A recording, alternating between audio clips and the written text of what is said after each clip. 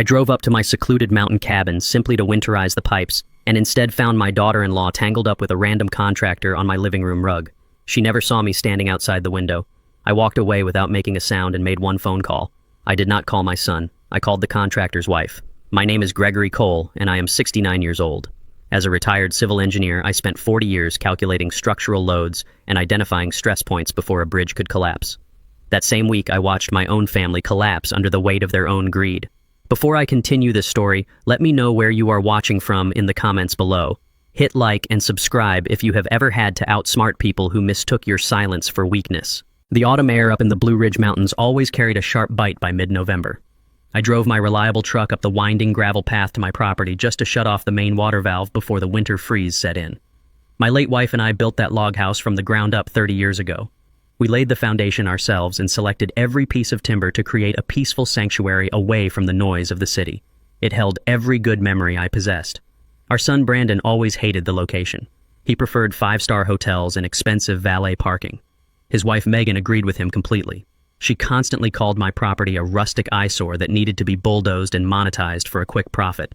Therefore, I expected absolute isolation when I pulled up to the heavy iron gate at the edge of my property line. Instead, I found the thick metal chain broken and tossed aside in the dirt. Fresh tire tracks pressed deep into the muddy gravel leading directly toward the house.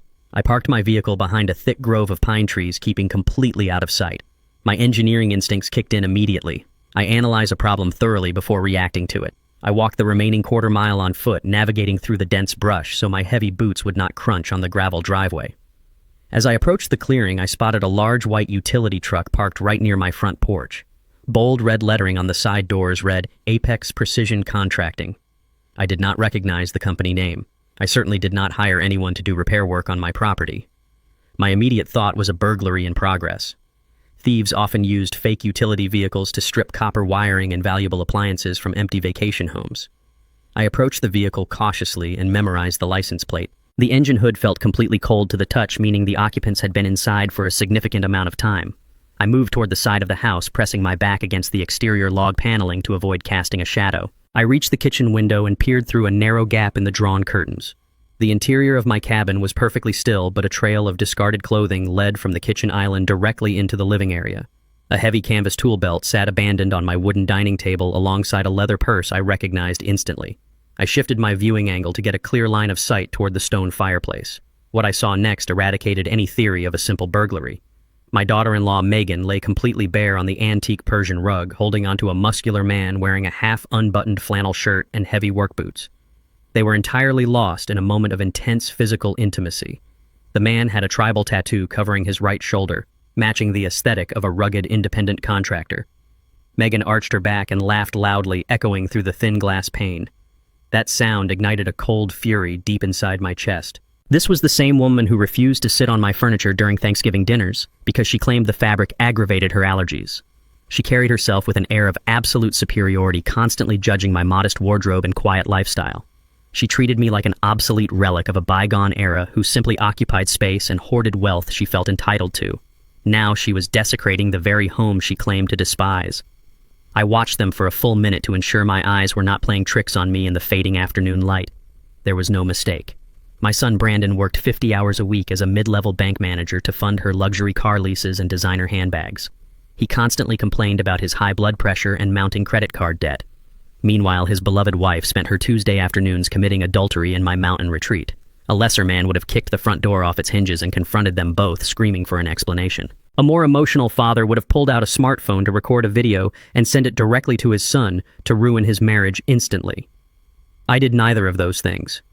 Anger is an incredibly inefficient tool. It clouds judgment and surrenders the ultimate element of surprise.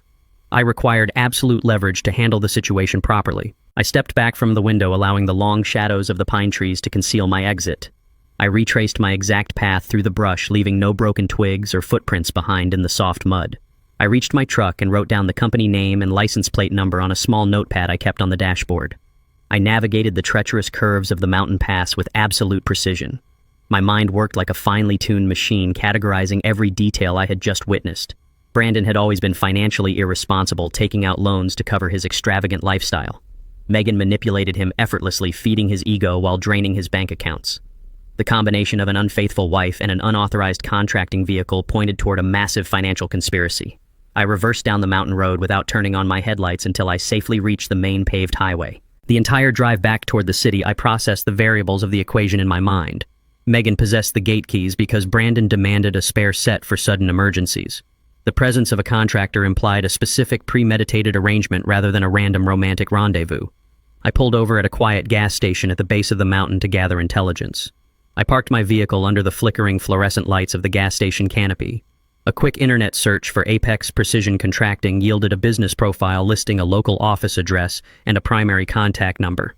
The state company registry indicated it was a joint limited liability corporation operated by a husband and wife team named Tyler and Samantha Reed. I memorized the primary phone number and dialed it immediately. I needed to understand exactly why a construction vehicle was stationed at my private residence without my explicit permission. The phone rang 3 times before a woman answered the line. Her voice sounded exceptionally sharp and incredibly stressed. Before I could even state my name or ask to speak with the general manager, she launched into a hostile verbal tirade. "Listen to me very carefully," she snapped through the receiver. "I do not care what pathetic excuses you have prepared this time. If the remaining $80,000 is not wired into our business account by tomorrow morning, I am driving straight to the county courthouse to place a mechanic's lien on your mountain property. You cannot order a complete structural demolition and then vanish when the invoice comes due." I held the phone to my ear and let the woman finish her tirade. 40 years of managing high-stakes infrastructure projects taught me that a person screaming is a person showing their hand. I did not interrupt her. I listened to the sharp intake of her breath over the receiver and the frantic background noise of what sounded like a busy administrative office. She demanded $80,000 by tomorrow morning, or she would completely destroy my credit and seize my property. I waited exactly 3 seconds after she stopped speaking before I responded. I kept my voice perfectly level. I told her I am the sole owner of the property on Blue Ridge, and I have never authorized a structural demolition. I demanded to know who I was speaking to. The sudden drop in my vocal register caught her off guard. She hesitated for a fraction of a second before stating her name. Samantha Reed.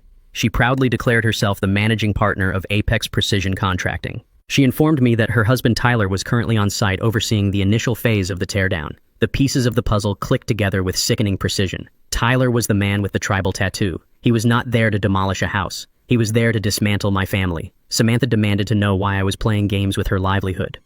She insisted she possessed a legally binding contract authorizing the work. I instructed her to send a digital copy of that contract to my email address immediately.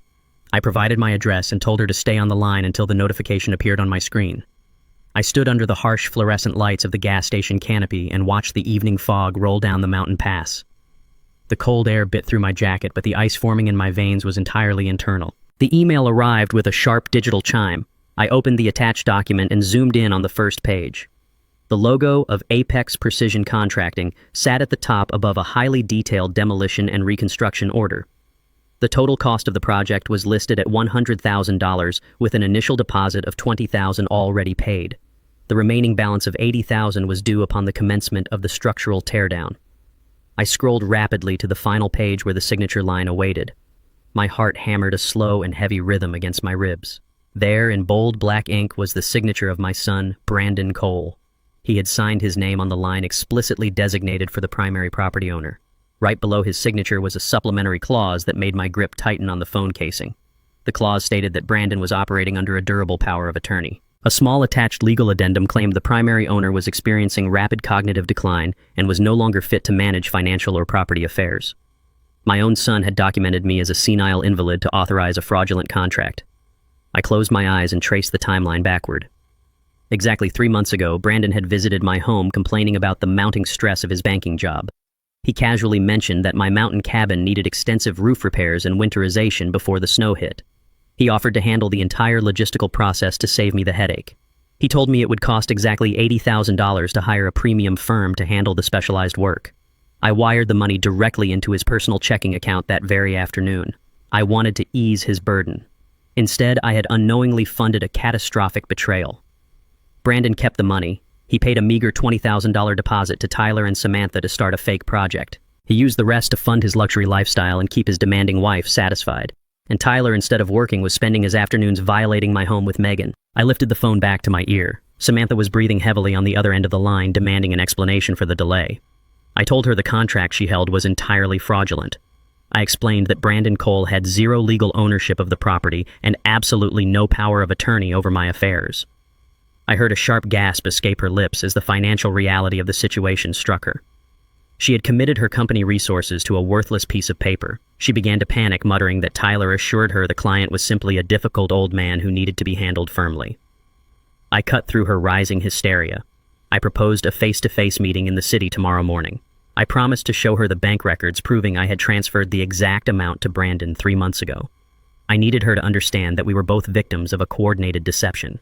Samantha agreed instantly, giving me the address of a quiet diner near the commercial district. I hung up the phone and walked back to the driver's side of my truck. I needed to secure my financial assets immediately before Brandon could inflict any more damage.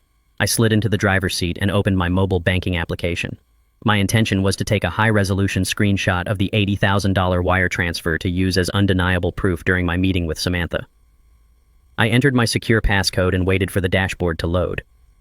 The blue loading circle spun on the dark screen for an unusually long time. Suddenly, the screen flashed violently. The familiar layout of my checking and investment accounts disappeared entirely. In their place, a stark red error message dominated the display. The text read that all accounts under my primary social security number were frozen under a mandatory legal hold. I tapped the screen repeatedly, but the application refused to bypass the warning. I accessed my secure message inbox within the app and found an automated alert generated exactly 1 hour ago. The message stated that a court-ordered medical injunction had been successfully executed against my portfolio. Brandon had used his position as a bank manager to expedite a temporary freeze, claiming I was a vulnerable adult experiencing a severe psychiatric episode. My son had not just stolen my money. He had initiated a legal process to erase my financial existence, completely locking me out of my own life while he orchestrated his escape. I did not drive back to my empty house. I turned my heavy truck toward downtown Atlanta and navigated straight to the private law firm of Edison Wright. Edison and I had grown up on the exact same impoverished block. We shared a long history of building our lives from the ground up despite every systemic barrier placed in our way. While I built physical bridges across the state as an engineer, Edison built ironclad legal fortresses for his elite clients. He was the only person I trusted to untangle the financial noose suddenly tightening around my neck. I bypassed his receptionist and walked directly into his oak-paneled office. I placed my phone on his desk and explained the frozen accounts alongside the contractor's hostile threat. Edison did not waste a single second with pleasantries or unnecessary questions. He immediately accessed the county courthouse digital database utilizing his federal credentials. His fingers flew across the keyboard as his expression darkened into a rigid mask of professional fury. He turned his heavy monitor to face me. The screen displayed a preliminary guardianship injunction filed by Brandon Cole exactly 90 minutes ago. Attached to the urgent filing was a formal medical affidavit signed by a private psychiatric specialist I had never met. The document falsely certified that I suffered from advanced dementia and was completely incapable of managing my own assets. The affidavit cited imaginary incidents of me wandering the streets at night and transferring large sums of money to unknown entities. My son had taken the $80,000 I freely gave him for roof repairs and used it as the primary evidence of my supposed financial incompetence. Edison explained the brutal legal mechanics of the trap. Brandon had filed an ex parte emergency motion. This specific legal maneuver allowed him to bypass a standard court hearing by claiming I was an immediate danger to myself. The judge granted the temporary financial freeze based entirely on the forged psychiatric evaluation. Brandon effectively held my entire net worth hostage without me ever stepping foot inside a courtroom to defend myself. Edison reached for his desk phone to draft an emergency counter motion to block the order. Before he could lift the receiver, my cell phone began to vibrate violently against the polished wood of his desk. The caller ID displayed my son's name. I stared at the glowing screen while the phone hummed against the desk. Edison met my eyes and gave a slow, deliberate nod indicating I should answer. I accepted the call and placed the device on speaker mode. Brandon's voice filtered through the quiet office, dripping with an exaggerated, sickening warmth that I had not heard since he was a teenager asking for an allowance advance. He cheerfully asked how I was feeling and casually mentioned that he and Megan wanted to treat me to a special home-cooked dinner that very evening.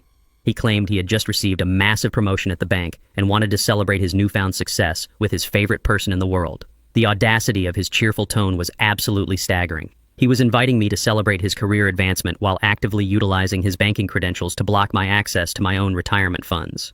I kept my vocal register incredibly steady, masking the cold rage coursing through my veins. I congratulated him on the fake promotion and accepted the dinner invitation without hesitation. I promised to arrive at his luxury condominium by 7 o'clock sharp.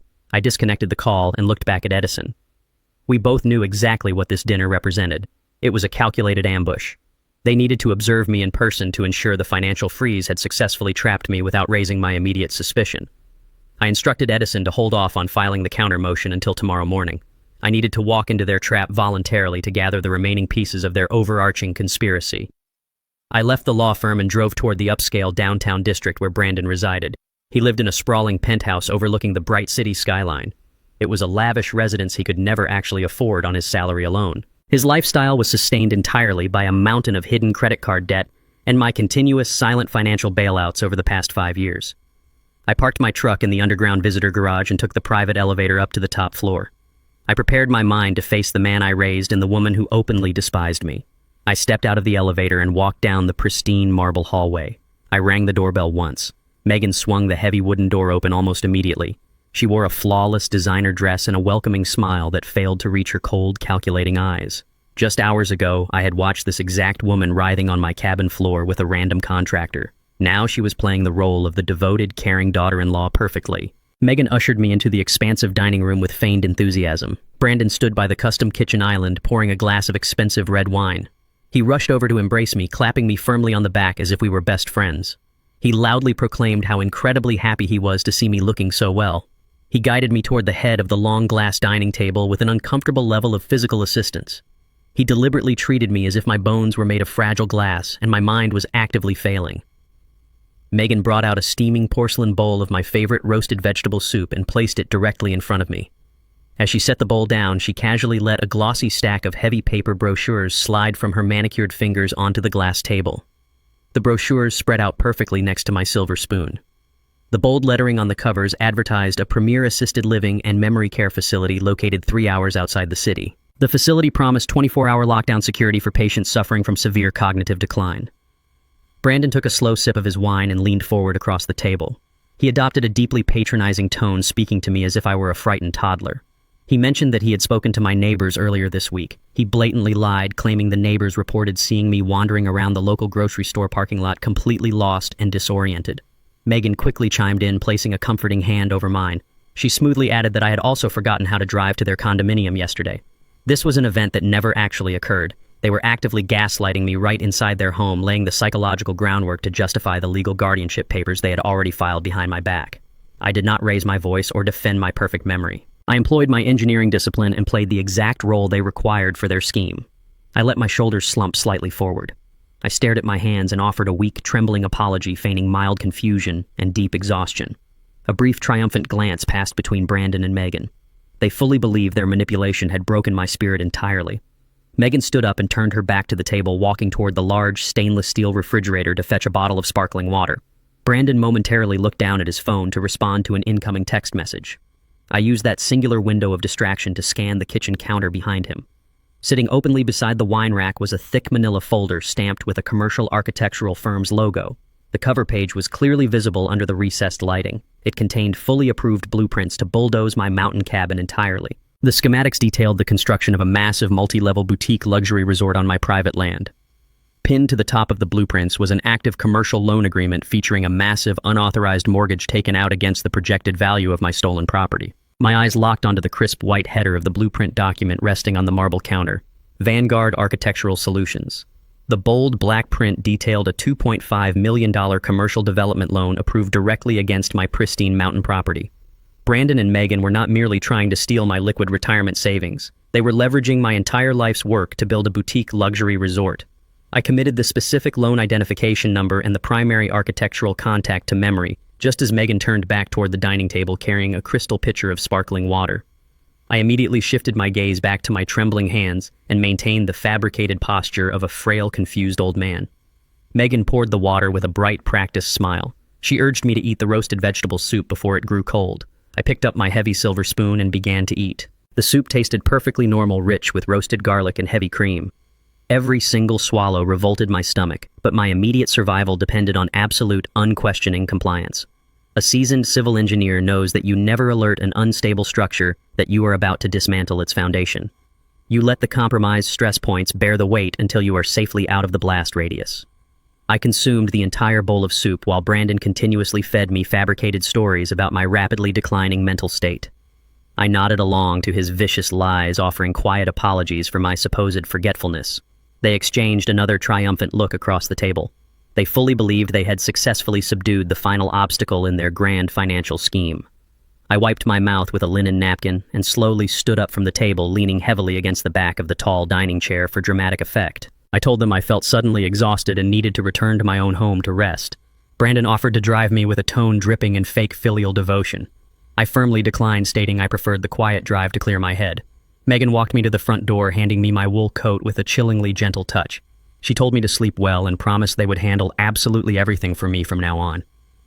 I stepped into the hallway and the heavy oak door clicked shut behind me. I navigated the residential elevator down to the underground parking garage and climbed into the cab of my truck. The moment I turned the ignition key, a strange, tingling sensation washed over the back of my neck. I initially dismissed it as residual adrenaline and pulled out onto the busy downtown streets. 5 minutes into the drive, the illuminated streetlights began to stretch and warp across my windshield. A profound, unnatural heaviness settled deep into my limbs. My heart suddenly accelerated, hammering a frantic, erratic rhythm against my ribs while my breathing grew dangerously shallow. I gripped the leather steering wheel, fighting violently to keep the heavy vehicle centered in my designated lane. The truth hit me with the force of a physical blow.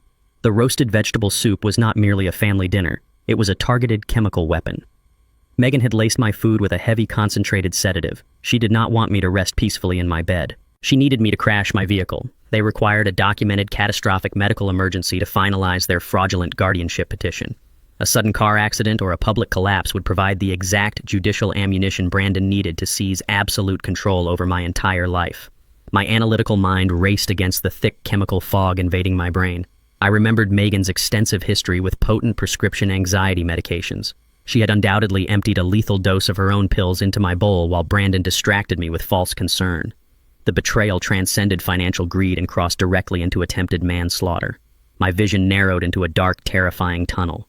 The honking of surrounding cars sounded muffled and distant, as if I were submerged deep underwater. I bit the inside of my cheek hard enough to draw fresh blood, using the sharp spike of physical pain to anchor my fading consciousness. I could not allow myself to lose control of the vehicle. A crash would trigger a standard police response and a routine hospital admission where Brandon would be listed as my primary next of kin. He would immediately assume medical power of attorney and ensure I never woke up to dispute his claims. I needed to circumvent their deadly trap entirely. I forced my eyes open wide, tracking the illuminated street signs through the suffocating chemical haze. 2 miles ahead, the glowing red cross of Memorial General Hospital pierced the dark night sky. I pressed my heavy foot down on the accelerator, forcing the truck through a yellow traffic light and merging aggressively across 3 lanes of congested traffic. The sedative was actively shutting down my central nervous system. My arms felt like they were encased in solid concrete blocks. I wrestled the heavy steering wheel to the right and swung the truck directly into the emergency drop-off zone. The vehicle jumped the concrete curb and ground to a violent halt inches from the automatic sliding glass doors. I shoved the gear shift into park and kicked the driver's side door open. I practically fell onto the concrete pavement, losing my balance as my legs absolutely refused to support my own weight. 2 emergency triage nurses rushed out through the automatic doors, pushing a rolling medical gurney. They grabbed my arms, attempting to hoist me upward while asking rapid-fire questions about chest pain and stroke symptoms. I grabbed the collar of the lead nurse, pulling him down close to my face. I refused to let my condition be misinterpreted as a natural senior citizen ailment. I forced the words past my numb lips with every ounce of willpower I possessed. I told him I was experiencing acute chemical poisoning. I explicitly demanded a comprehensive toxicology screen and a heavy metal blood panel immediately. The nurse's eyes widened in alarm as he registered the specific legal nature of my demand. Before my consciousness slipped away completely, I grabbed his wrist with a bruising grip. I gave him the name and direct phone number of Edison Wright. I explicitly instructed the medical staff that Edison was my sole legal representative and my only authorized emergency contact. I expressly forbade any medical personnel from contacting my son Brandon Cole under any circumstances whatsoever. I stated clearly that if Brandon entered this hospital, he was to be treated as an active threat to my life. The harsh fluorescent lights of the emergency room ceiling smeared into a blinding white line. The frantic voices of the medical staff faded into static as the sedative finally claimed my remaining awareness. The darkness rushed in, completely swallowing the hospital noises and dragging me down into total silence. I woke up to the sharp, rhythmic beeping of a digital heart monitor. The thick chemical fog in my brain had finally receded, leaving behind a dull, pounding headache. I opened my eyes and blinked against the bright morning sunlight streaming through the hospital window. Edison Wright sat perfectly still in the uncomfortable plastic chair beside my hospital bed. His tailored suit was slightly wrinkled, indicating he had maintained his vigilant post through the entire night. He did not offer any soft greetings or ask how I felt. He simply leaned forward and placed a high-resolution tablet directly onto my lap. The screen displayed a live digital tracking feed intertwined with high-quality security photographs from a private municipal airport. The images clearly showed Tyler, the contractor, and my daughter-in-law Megan walking closely together across the sunlit tarmac. They were actively boarding a sleek private charter flight. Edison pointed to the official flight manifest displayed on the right side of the screen. Their destination was an unextraditable coastal resort in Belize. Their entire luxury escape had been funded completely by the first massive cash withdrawal drawn directly from the fraudulent mortgage they took out on my mountain cabin. I stared at the high-resolution screen of the tablet resting on my hospital blankets. The digital photograph clearly captured Megan and the contractor named Tyler ascending the metal staircase of a sleek private jet. The bright morning sun of the airport tarmac illuminated their smiling faces. They were operating under the arrogant assumption that I was currently incapacitated or dead. I handed the tablet back to Edison Wright without a single tremor in my hand. Panic is a useless emotion designed for people who lack a contingency plan. I possessed a very specific contingency plan. I adjusted the scratchy hospital sheets and looked my lifelong friend directly in the eyes. I instructed Edison to immediately execute the dormant poison pill protocol. 40 years ago, my late wife Evelyn insisted we draft an impenetrable legal safeguard into the foundation of our trust. Evelyn was a brilliant corporate auditor who understood the dark side of human greed better than anyone. She designed a self-executing legal mechanism that would instantly trigger the moment an unauthorized party attempted to leverage our primary properties. The clause was buried deep within hundreds of pages of mundane estate planning documents, making it virtually invisible to any standard background check. The fraudulent commercial mortgage Brandon facilitated against my mountain cabin acted as the absolute trigger. By pulling equity from the property without my biometric signature, he had unknowingly activated the financial tripwire. The poison pill mandated that any unauthorized funds extracted from the estate be immediately recognized as stolen corporate assets. This triggered an automatic sweeping injunction across all connected accounts regardless of international borders. Edison opened his heavily encrypted laptop resting on the rolling hospital table. He did not need to draft new motions or wait for a sympathetic judge to review our case. Evelyn had designed the protocol to bypass standard judicial delays by utilizing pre-existing corporate fraud statutes. Edison entered his federal credentials and inputted the specific alphanumeric code required to unleash the protocol. I watched the progress bar on his screen fill with steady green light. The system verified my biometric authorization through a secure thumbprint scanner connected to Edison's laptop. The entire process took less than 5 minutes to complete. The massive influx of cash Tyler had extracted from the fraudulent mortgage was no longer considered a personal loan. It was now legally classified as stolen capital subject to immediate federal seizure. Edison's fingers moved across his keyboard with the surgical precision of a man dismantling a bomb. He accessed the International Banking Registry to track the exact trajectory of the stolen funds.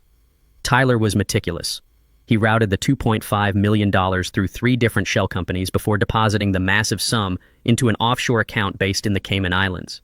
He assumed the offshore designation would shield the money from any domestic legal interference. Edison initiated a direct data link with the International Banking Authority, utilizing the freshly activated corporate fraud injunction. The legal mechanism immediately flagged Tyler's offshore account as a repository for illicit funds. I watched the live financial feed on Edison's monitor. The account balance displayed the full $2.5 million shining in bright digital numbers. Tyler and Megan were currently cruising at 30,000 feet over the Gulf of Mexico, completely disconnected from the digital world. They drank champagne celebrating. They had absolutely no idea that their entire financial empire was evaporating beneath them. Edison pressed the final execution key on his laptop. The International Banking Protocol recognized the injunction and immediately locked the offshore account. I watched the digital numbers on the screen drain rapidly. The $2.5 million vanished from Tyler's ledger, completely returning to a secure escrow account managed directly by Edison's law firm. The fraudulent mortgage money was entirely out of their reach. Tyler and Megan were landing in a foreign country with nothing but the clothes on their backs and whatever pocket cash they carried onto the plane. They had rented luxury villas and booked expensive excursions using credit cards directly linked to that specific offshore account. Every single transaction they attempted upon landing would be instantly declined. Their private charter flight was designated as a one-way trip. They possessed no return tickets and no accessible funds to purchase new ones. The poison pill had successfully stranded them in a high-end paradise without a single dollar to their names. Edison closed his laptop with a satisfying snap. He informed me that the financial reversal was absolutely ironclad.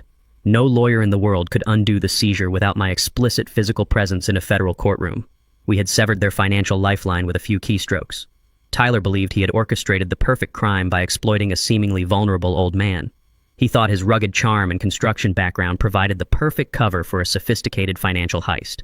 Megan believed her psychological manipulation had permanently neutralized me. They were both fatally incorrect. The money had officially returned to its rightful place. I settled back against the stiff hospital pillows, feeling my strength slowly returning. The heavy wooden door to my hospital room swung open with a violent crash. Brandon stormed into the sterile space carrying a thick leather briefcase. He adjusted his expensive silk tie, projecting the image of a concerned son rushing to his father's bedside. His eyes scanned the room rapidly, assessing my physical condition. He saw the intravenous lines connecting my arm to the medical monitors and the pale exhaustion on my face. He relaxed his shoulders, dropping his guard. He fully believed the heavy sedative Megan poured into my roasted vegetable soup had caused a massive organic breakdown. Brandon approached the side of my bed, ignoring Edison completely. He placed his warm hand over my arm and offered a sickeningly sweet smile. He spoke in a loud, exaggerated tone as if addressing a deaf and confused patient. He explained that my neighbors found me wandering the streets and the ambulance had brought me here for my own safety. He was actively continuing the gaslighting campaign right inside the hospital room. He unclasped his leather briefcase and pulled out a thick stack of legal documents printed on premium paper. He retrieved a silver pen from his breast pocket and placed it gently on my blanket. He explained that my sudden hospitalization required immediate financial coverage. He claimed the hospital administration demanded a massive upfront deposit that my standard insurance would not cover. The documents he presented were a comprehensive transfer of financial authority. He insisted I needed to sign the papers immediately to grant him temporary control over my banking assets to pay my mounting medical bills. He promised he would manage everything perfectly while I rested and recovered in a specialized facility. He pointed to the signature line at the bottom of the page, pressing the silver pen into my hand. He told me to just sign my name and let him take the heavy burden off my shoulders. I looked down at the forged documents and the shiny silver pen. I did not raise my voice or show a single trace of anger. I calmly placed the pen down on the rolling table beside my bed. I reached under my pillow and retrieved a single sheet of paper printed on official hospital letterhead. It was the comprehensive result of the emergency blood panel I demanded upon arrival. I held the crisp white paper out toward my son. I maintained direct eye contact as his confident smile began to waver. I watched the initial confusion wash over his face as he realized I was not acting like a disoriented invalid. I did not sign his fraudulent transfer of power. Instead, I handed him the finalized toxicology report. The bold black text explicitly proved my blood was saturated with a high dosage of a highly restricted pharmaceutical sedative.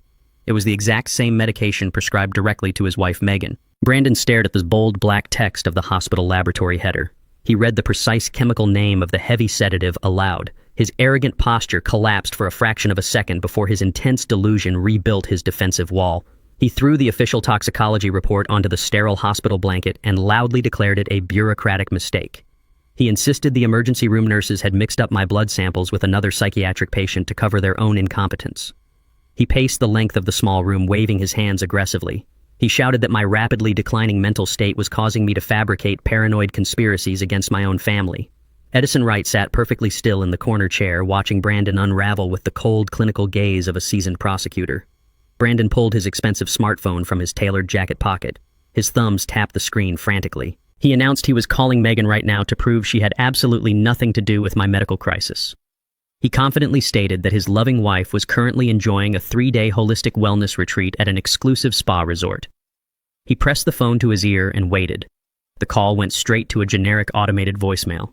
Brandon disconnected and dialed the number a second time. His polished facade began to crack as the line rang endlessly into the void. He dialed a third time, muttering under his breath about poor cellular reception in the mountains. I watched him pace back and forth, gripping the leather handle of his briefcase.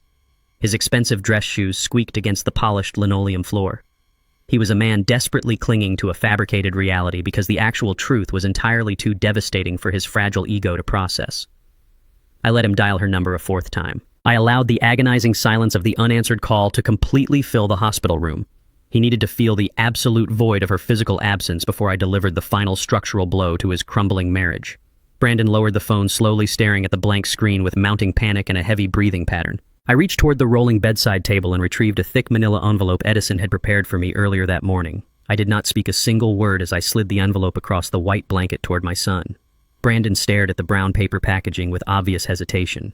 He knew his entire world was balanced on a razor-thin wire, and this package contained the blade. He slowly reached out and pulled the heavy stack of glossy 8x10 photographs from the envelope. The first image was a perfectly clear shot of Tyler in his white utility truck parked directly in front of my mountain cabin. The bold red logo of the contracting company was unmistakable under the bright mountain sun. Brandon quickly shuffled to the second photograph.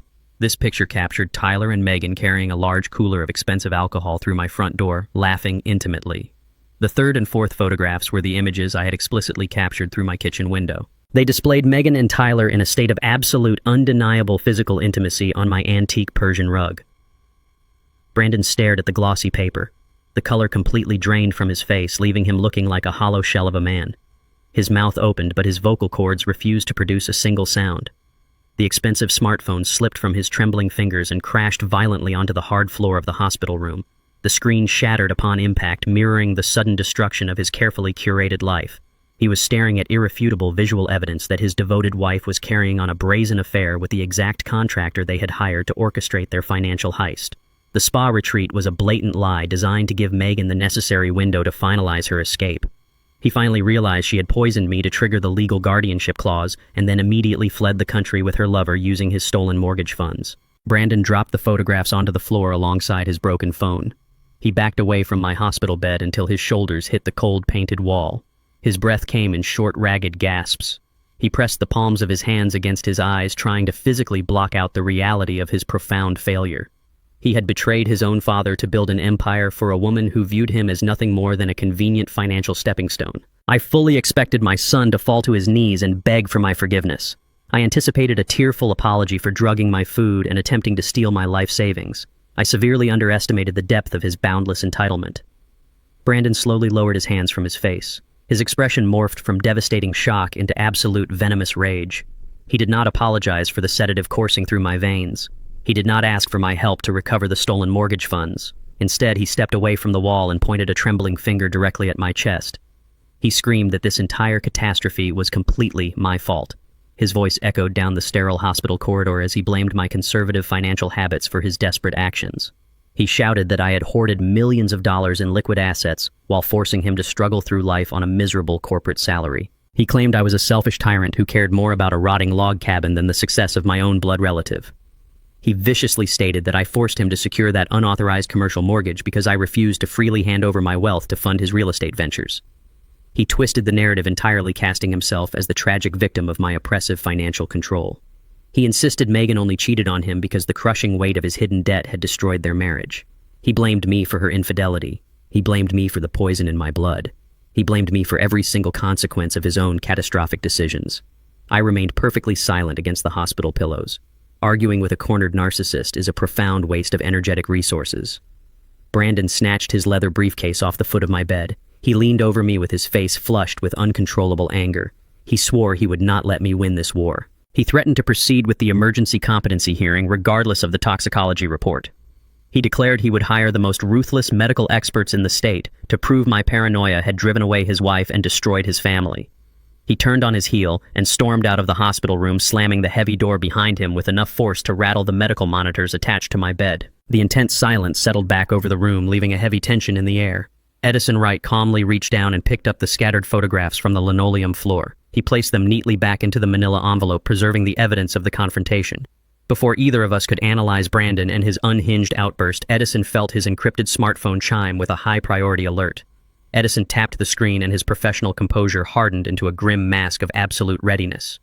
He looked up from the glowing device and met my eyes. He informed me that his digital financial trackers had just detected a massive domestic wire transfer. Brandon had just completely liquidated his own corporate retirement accounts and emptied his personal emergency savings. He had wired every remaining dollar he possessed to the retainer account of the most aggressive and morally bankrupt trial lawyer in the Metropolitan District. My son was not retreating to lick his wounds or reflect on his massive failures. He was doubling down on his delusion and preparing for a brutal legal battle. Edison read the accompanying legal notification filed in the county registry just moments ago. Brandon had officially petitioned the Supreme Court to force a mandatory mental competency hearing by the end of the current week. I ripped the intravenous line from the back of my hand before the attending nurse could object. She shouted for a doctor, but I was already signing the release forms with a perfectly steady hand. The residual fog from the sedative had vanished entirely, replaced by a singular and terrifyingly clear objective. Brandon intended to force a mental competency hearing using liquid capital stolen directly from his own future. I refused to grant him the luxury of time. I methodically dressed myself in the clothes I arrived in, ensuring my wallet and keys were perfectly secure. I walked out of the sliding glass doors of Memorial General Hospital into the crisp morning air. Edison Wright was waiting at the curb with the engine of his black sedan already running. He did not ask how I was feeling. He simply unlocked the passenger door and handed me a thick stack of printed case law regarding emergency adult guardianship. He explained the brutal reality of Brandon hiring a ruthless trial lawyer. A private medical assessment would simply be dismissed as biased or purchased by my defense. We needed an unassailable shield to shatter their offensive strategy before they even entered a courtroom. We were not driving to a private clinic. Edison navigated the heavy morning traffic directly toward the state capitol building. He had utilized his extensive political leverage to secure an immediate emergency appointment with the state-appointed psychiatric board. This was an independent panel of neutral government doctors specifically mandated to evaluate the most severe and complex competency disputes. Their rulings were absolute and legally binding across all jurisdictions, superseding any temporary injunctions filed in lower courts. Brandon believed he could manufacture a psychiatric crisis by exploiting standard hospital protocols and a corrupted private doctor. He severely underestimated the countermeasure. I sat in the passenger seat memorizing the name of the state chief medical examiner who would be conducting my evaluation. I needed to prove absolute cognitive superiority. I adjusted the collar of my jacket as Edison parked the sedan in the designated legal parking zone outside the towering concrete medical facility. We walked through the heavy security doors together. The receptionist expected a frail invalid.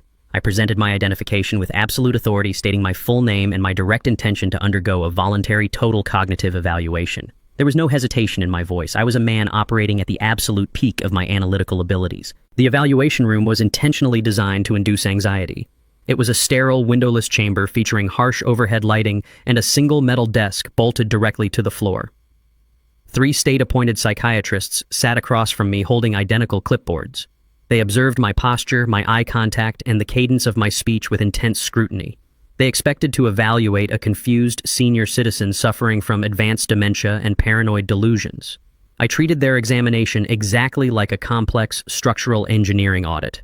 I demanded they record every single response on standard legal audio equipment to prevent any future disputes regarding my testimony.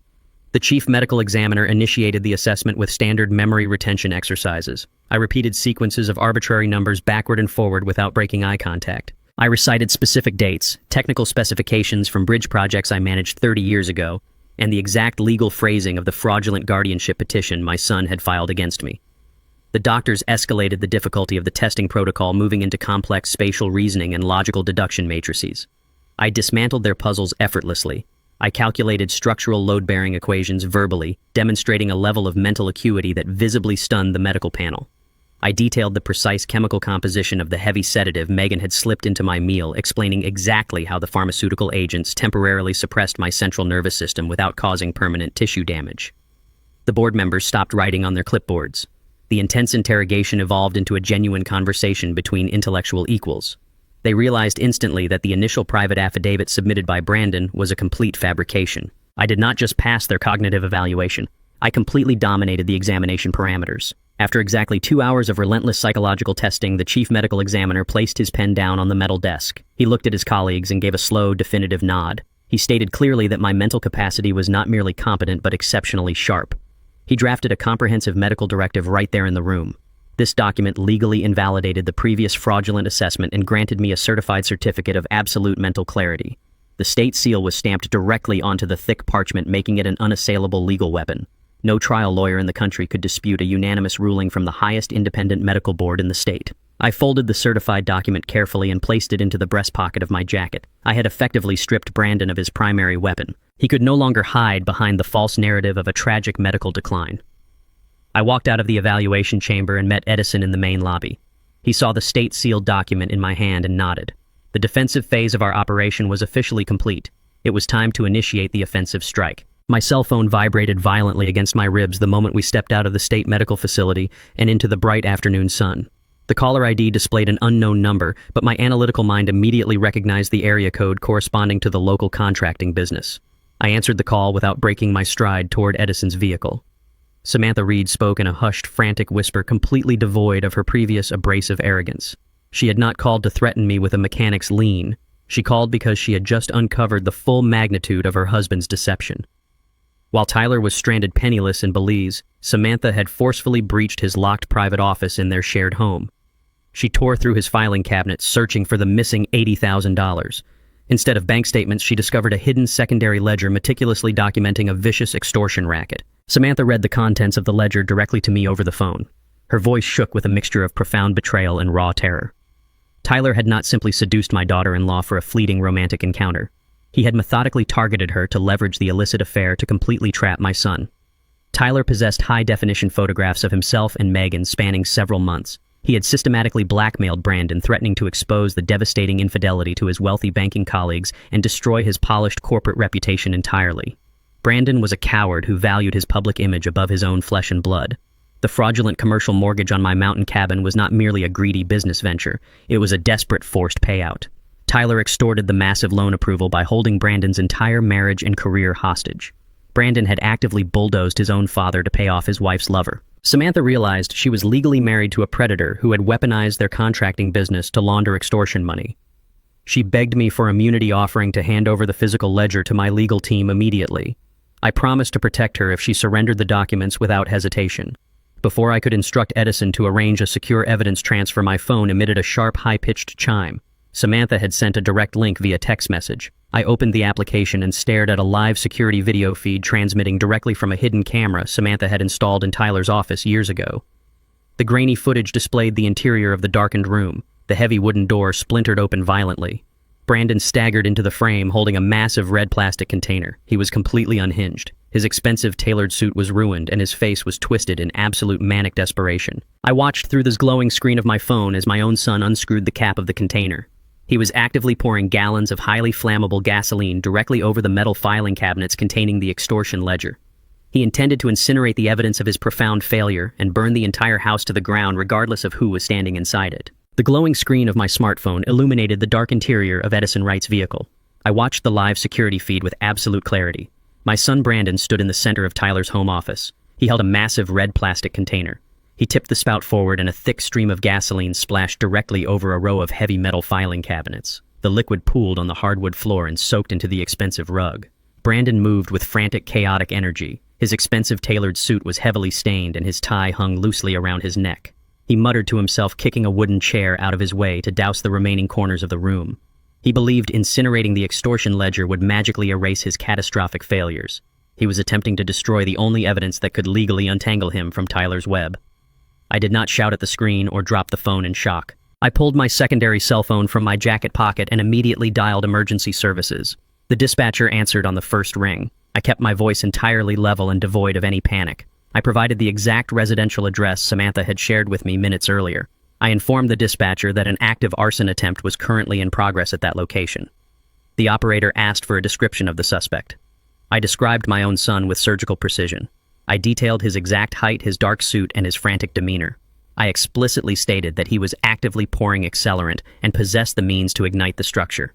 I warned them that the suspect was highly volatile and desperate. Edison sat beside me in the driver's seat listening to my clinical description. He immediately put the car in gear and pulled away. We navigated toward Tyler's residential neighborhood. I kept the phone pressed to my ear, remaining on the line with the dispatcher. I kept my eyes locked onto the live video feed. Brandon tossed the empty container into the corner. He reached into his pocket and pulled out a silver metal lighter. His hands shook violently. He struggled to ignite the spark. The harsh metallic scraping sound echoed through the tiny speaker of my phone. He was seconds away from committing a massive federal crime. I informed the dispatcher that ignition was imminent. I demanded they expedite the fire response units. The piercing wail of approaching sirens suddenly echoed through the live audio feed on my phone. The distant sound bled through the thick walls of Tyler's home office. Brandon froze instantly. His head snapped toward the heavy wooden door. The silver lighter slipped from his trembling fingers. It struck the gasoline-soaked hardwood floor. A bright spark ignited the heavy volatile fumes instantly. A massive wall of orange flames erupted across the center of the room. The fire crawled rapidly up the walls, feeding heavily on the expensive wallpaper and the wooden trim. Brandon screamed in absolute terror. He abandoned his mission entirely. He turned his back on the burning filing cabinets and kicked the office door open. He sprinted out into the hallway, coughing violently as the thick black smoke chased him. The hidden camera lens melted under the intense heat and my screen went completely dark. Edison pushed his vehicle past the posted speed limits. We arrived at the residential neighborhood just as the first massive red fire engine locked its heavy air brakes in front of Tyler's property. 2 black police cruisers flanked the perimeter, blocking the concrete driveway completely. I stepped out of Edison's vehicle and stood on the damp sidewalk. I watched the chaotic scene unfold with the detached calculation of an engineer inspecting a demolished bridge. Brandon burst through the front door of the house, coughing violently. His face was covered in dark soot. He stumbled onto the manicured green lawn, gasping for clean air. 3 uniformed police officers drew their weapons and shouted strict commands, ordering him directly to the ground. Brandon raised his hands, crying hysterically. He dropped to his knees in the damp grass. The officers tackled him swiftly, securing his wrists tightly behind his back with heavy steel handcuffs. They dragged him toward the back of a police cruiser, pushing his head down as they locked him inside the reinforced steel cage. He kicked the metal grating, weeping like a terrified child. Meanwhile, a team of heavily geared firefighters dragged a thick canvas hose through the shattered front door. They moved with absolute precision. The localized fire had only been burning for exactly 3 minutes. A thick cloud of white steam billowed out of the broken office window as the high-pressure water suppressed the flames entirely. 10 minutes later, the fire captain stepped out onto the porch and gave a definitive thumbs up. The structural damage was strictly limited to the front office.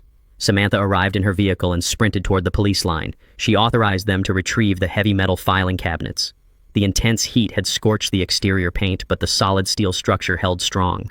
The extortion ledger remained completely intact inside the bottom drawer. The holding area of the downtown police precinct smelled of cheap bleach and stale coffee. I sat in a rigid metal chair bolted directly to the concrete floor of a small visitation room. I waited for exactly 45 minutes before the heavy steel door clicked open. A uniformed guard escorted Brandon into the room. He wore a bright orange detention jumpsuit. His hands were bound by heavy metal cuffs attached to a thick leather waist chain. The dark soot from the fire remained smeared across his forehead, and his eyes were swollen from continuous crying. The guard locked the door behind him, leaving us completely alone in the sterile, echoing chamber. Brandon collapsed into the metal chair across the table from me. He immediately began to sob uncontrollably. The arrogant banking executive who had cheerfully attempted to lock me in a dementia ward was entirely gone. He reverted to a desperate, frightened boy demanding immediate salvation. He leaned across the table, pleading with me to pay his cash bail. He begged me to hire the best criminal defense attorney in the state to fight the arson charges. He claimed the entire situation was a massive misunderstanding fueled by intense pressure. He insisted Tyler forced him into a corner, and he was simply trying to protect his marriage and his professional reputation at the bank. He promised to repay every single dollar he had stolen from my retirement accounts if I just opened my wallet one final time to rescue him from a federal prison sentence. He wanted me to completely erase the consequences of his catastrophic greed. I listened to his pathetic whimpering without a single shred of sympathy. I placed my hands flat on the cold metal table. I looked directly into his red, swollen eyes. I did not raise my voice. I did not express anger or disappointment. I simply reached into my breast pocket and pulled out a crisp, single $1 bill. I slid the green paper slowly across the smooth metal surface until it stopped directly in front of his chained hands. Brandon stared at the dollar bill in absolute confusion. His crying stopped abruptly as he tried to comprehend the gesture. I explained the basic unyielding principles of cross-collateralization to my son. The fraudulent commercial mortgage he secured against my mountain cabin was intrinsically linked to his personal financial portfolio. When Edison initiated the poison pill protocol and the massive loan went into immediate default, the banking algorithms reacted instantly. The institution automatically seized his primary luxury condominium to cover the catastrophic deficit. I informed him that the foreclosure process was already finalized and executed. He no longer possessed a home, a job, or a single liquid asset to his name. The system he manipulated had devoured him. He was facing a decade behind bars with absolutely nothing. 2,000 miles away, the heavy tropical heat of Belize pressed down on the pristine tarmac of the Philip Goldson International Airport. Megan and Tyler walked down the metal stairs of their private charter flight with absolute unearned arrogance. Megan adjusted her designer sunglasses and inhaled the humid, salty air. She fully believed she had successfully executed the perfect crime. She fully believed she had outsmarted a seasoned engineer. She fully believed she was entirely untouchable. She pictured me lying incapacitated in a sterile hospital room while Brandon frantically signed away his own financial ruin. Tyler walked beside her carrying a single leather duffel bag containing his expensive laptop and the few personal items he deemed necessary for their new life. They bypassed the standard customs line utilizing a premium VIP concierge service Tyler had booked weeks in advance. A private driver escorted them to a waiting black luxury SUV with heavily tinted windows. The vehicle navigated through the dense, vibrant jungle roads toward an exclusive coastal resort heavily favored by wealthy expatriates and offshore investors. Megan rested her hand on Tyler's knee, feeling a surge of absolute triumph. She had traded a suffocating marriage to a cowardly banking executive for a rugged contractor who possessed the ruthless ambition required to steal millions. The SUV pulled into the sweeping circular driveway of the Azure Coast Resort. The massive open-air lobby featured vaulted bamboo ceilings and a sweeping panoramic view of the turquoise Caribbean Sea. Uniformed staff members immediately approached the vehicle, opening the doors and collecting their minimal luggage. Megan stepped onto the polished mahogany floor, feeling like absolute royalty. She approached the front reception desk with the confident stride of a woman who possessed a $2.5 million offshore bank account. Tyler stood beside her, resting his heavy arms on the cool marble counter. He offered the young receptionist a charming practiced smile and presented his premium black credit card to finalize their extended reservation. They had booked the premier presidential villa for an entire month, intending to use the luxurious space to plan their next international move. The receptionist smiled politely and inserted Tyler's metal card into the digital payment terminal. Megan turned to admire the crystal-clear infinity pool stretching out toward the white sand beach. She mentally calculated the massive fortune sitting securely in the Cayman Islands, completely detached from the American legal system. They were entirely disconnected from the chaos they left behind. The digital payment terminal emitted a sharp, harsh rejection tone. The polite smile on the receptionist's face faltered slightly. She apologized for the inconvenience and gently swiped the heavy metal card a second time. The machine produced the exact same negative response. A bold red error message flashed across the digital screen, indicating a complete institutional block. Tyler dropped his charming facade instantly. He scoffed loudly and blamed the faulty local island network. He retrieved a secondary platinum card linked directly to the same offshore Cayman account and slapped it onto the marble counter. The receptionist processed the new card with trembling fingers. The terminal rejected the transaction instantly. The error code indicated that the primary routing account had been frozen and completely drained of all available capital. Tyler snatched the card back from the desk, his face flushing with a sudden violent anger. He opened his leather duffel bag and pulled out his expensive laptop. He connected to the resort's high-speed wireless network and rapidly accessed his secure offshore banking portal. He typed his complex alphanumeric password and stared at the loading screen. Megan moved closer, sensing the sudden shift in the atmosphere. The financial dashboard materialized on the screen. The $2.5 million balance he had verified just hours before boarding the private jet was entirely gone. The digital ledger displayed absolute zero. A bright red notification banner indicated an international federal seizure utilizing a pre-existing corporate fraud injunction. My dormant poison pill protocol had executed flawlessly. Tyler stared at the blank ledger with absolute disbelief. The reality of his catastrophic failure crashed over him with suffocating weight. He slammed the laptop shut with enough force to crack the internal screen. The loud cracking sound echoed through the quiet luxury lobby, drawing the attention of several wealthy guests and the resort security personnel. Tyler turned his venomous rage directly toward Megan. He did not care about the surrounding audience. He pointed a thick finger at her face and began screaming violently. He blamed her entirely for the disaster. He blamed her for rushing the poisoning protocol. He blamed her for failing to secure the necessary medical clearance. He blamed her for alerting my legal team through her sloppy, careless execution. He explicitly stated that her incompetence had cost him millions of dollars and permanently destroyed his contracting business. Megan stepped back in absolute shock. The rugged romantic partner she had idolized vanished completely, replaced by a ruthless predator realizing his prey had escaped. She tried to defend herself, stammering that she had followed his exact instructions regarding the heavy sedative. Tyler refused to listen. He shoved her away aggressively, making a profound scene in the center of the pristine mahogany lobby. The resort security team approached the front desk rapidly, demanding that Tyler lower his voice or vacate the premises immediately. Tyler did not attempt to de-escalate the situation. He realized with cold, calculated clarity that remaining tethered to Megan was a massive legal liability. He possessed a long history of exploiting vulnerable situations and adapting to sudden operational failures. He reached into Megan's designer handbag with lightning speed. Before she could process his aggressive movement, he extracted her leather travel wallet. He stripped every single $100 bill from the cash compartment. He did not stop there. He pulled her blue United States passport from the designated slot and shoved it deeply into his own pocket. Megan lunged forward, trying to grab his arm, but he easily swatted her away. He informed her with absolute freezing malice that she was entirely on her own. He turned and sprinted out of the open-air lobby, pushing past the uniformed staff members. He disappeared into the dense tropical foliage lining the exit road, leaving her completely stranded in a foreign country. Megan stood paralyzed in the center of the luxurious resort. She had no money. She had no credit cards. She had no passport. She had absolutely no legal identity. The resort manager politely but firmly instructed her to leave the property immediately. She stumbled out of the grand entrance into the oppressive, humid heat. She walked aimlessly down the dusty coastal road, the crushing weight of her absolute isolation setting in. She found a small, dilapidated tourist kiosk offering international calling services. She traded her expensive gold earrings to the kiosk owner in exchange for 30 minutes of phone time. Thousands of miles away in my quiet study, I sat across from Edison Wright, reviewing the final documents of the successful asset seizure. My personal cell phone vibrated sharply against the oak desk. The caller ID displayed an unknown international routing number from Belize. I answered the call and placed the device on speakerphone. Megan's voice filled the room, entirely shattered by frantic, hysterical sobbing. She did not apologize. She immediately launched into a frantic, desperate performance. She played the ultimate tragic victim. She claimed Tyler had violently kidnapped her from the mountain cabin and forced her onto the private jet against her will.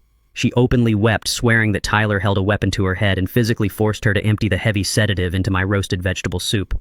She begged me to believe her fabricated narrative of helpless survival. She pleaded with me to purchase her a direct plane ticket home, promising to testify against Tyler and Brandon in any federal court. She swore she was a terrified hostage, desperate for my protection. I listened to her pathetic performance without interrupting. I stared at the phone. My finger hovered over the glowing red disconnect button. Megan's hysterical crying echoed through the speaker of my phone, filling my quiet study with the pathetic sound of a cornered predator pretending to be prey. She spun a frantic and elaborate tale of abduction, claiming Tyler had held her at gunpoint and physically forced the dangerous sedative into her trembling hands. She described a harrowing journey to the airport, painting herself as a helpless hostage trapped in a high-stakes criminal conspiracy. I allowed her to exhaust her fabricated narrative completely. I did not offer a single word of comfort or sympathy. When her sobbing eventually subsided into jagged breaths anticipating my rescue, I finally spoke.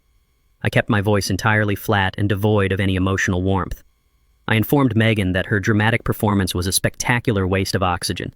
I explicitly detailed the exact events of the past 48 hours. I told her that Samantha had forcefully breached Tyler's locked private office while she and Tyler were flying to Belize. I revealed that Samantha had uncovered the extensive extortion ledger and immediately handed the damning evidence over to my legal team. The silence on the other end of the line was immediate and absolute. Megan stopped crying instantly. Her fabricated victim persona shattered. I continued speaking with surgical precision. I informed her that Samantha also possessed administrative access to the internal security cameras Tyler had installed throughout his properties, including the remote video feeds he monitored from my own mountain cabin. I told Megan that I had personally viewed the high-definition footage of her enthusiastically pouring the heavy pharmaceutical sedative into my roasted vegetable soup. There was no weapon. There was no coercion. She had executed the poisoning with a chilling smile on her face while Tyler waited outside in his white utility truck. I listened to her rapid, shallow breathing as the reality of her situation crystallized. She was completely stranded in a foreign country without a passport or a single dollar to her name. Her husband was currently sitting in a federal holding cell facing severe arson and grand larceny charges. Her lover had abandoned her penniless at a luxury resort. She possessed absolutely no leverage and no remaining victims to manipulate. She attempted to speak again, stammering out a desperate plea for a second chance. She promised she would return the stolen money and sign a full legal confession against Tyler. I told her the stolen funds were already secure in a federal escrow account and I did not require her testimony to secure a conviction. I pressed the glowing red disconnect button, ending the call and severing my final connection to the woman who actively tried to end my life. I placed the phone face down on the heavy oak desk and turned my attention back to Edison Wright. We possessed no time to celebrate the collapse of their fraudulent empire or the poetic justice of Megan's tropical exile. We needed to guarantee that Brandon, Megan, and Tyler could never launch another financial or legal attack against my estate. Edison opened his heavily encrypted laptop and accessed the secure federal judicial filing portal. He bypassed the standard county courts and initiated a massive coordinated civil lawsuit directly in the federal district registry. We were not merely seeking the return of the stolen commercial mortgage funds.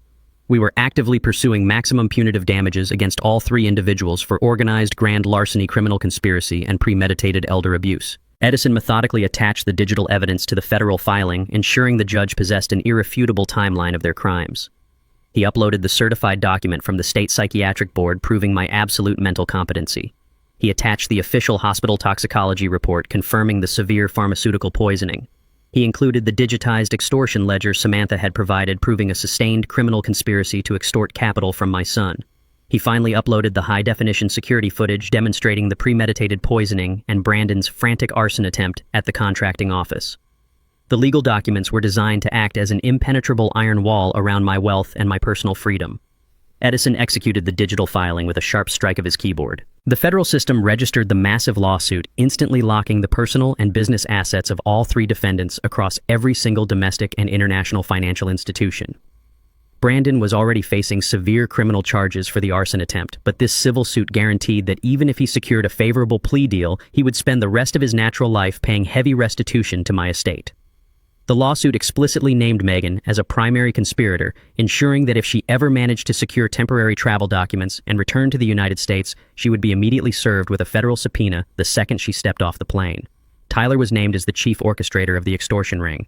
The civil injunction permanently revoked his state contracting license and seized all remaining heavy equipment and commercial vehicles registered to his fraudulent business entity. We systematically dismantled their professional reputations and their financial futures.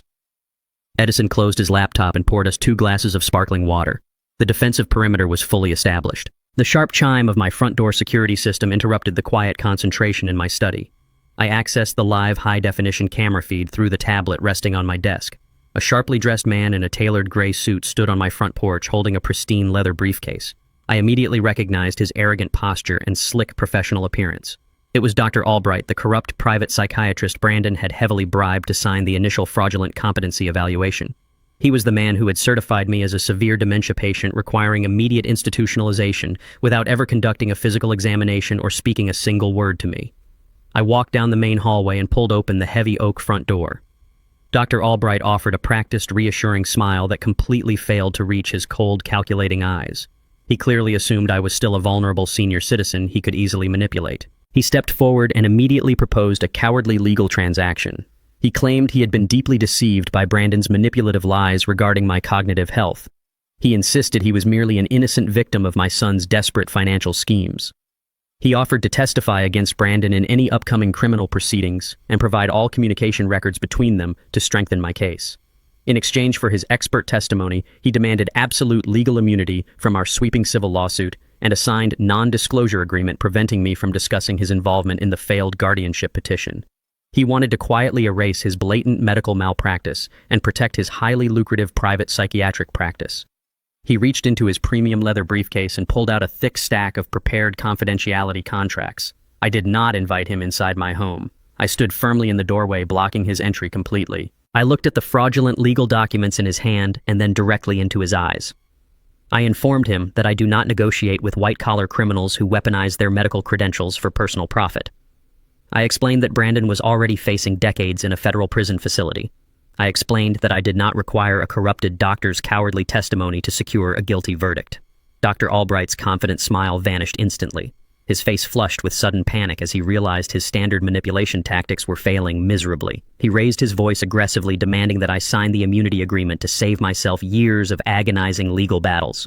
I stepped forward, forcing him to retreat awkwardly down the concrete porch stairs. I informed him that Edison Wright had not merely filed a civil lawsuit against his practice. I revealed that Edison had already forwarded the falsified psychiatric evaluation directly to the state medical licensing board along with the certified counter-evaluation proving my absolute cognitive superiority.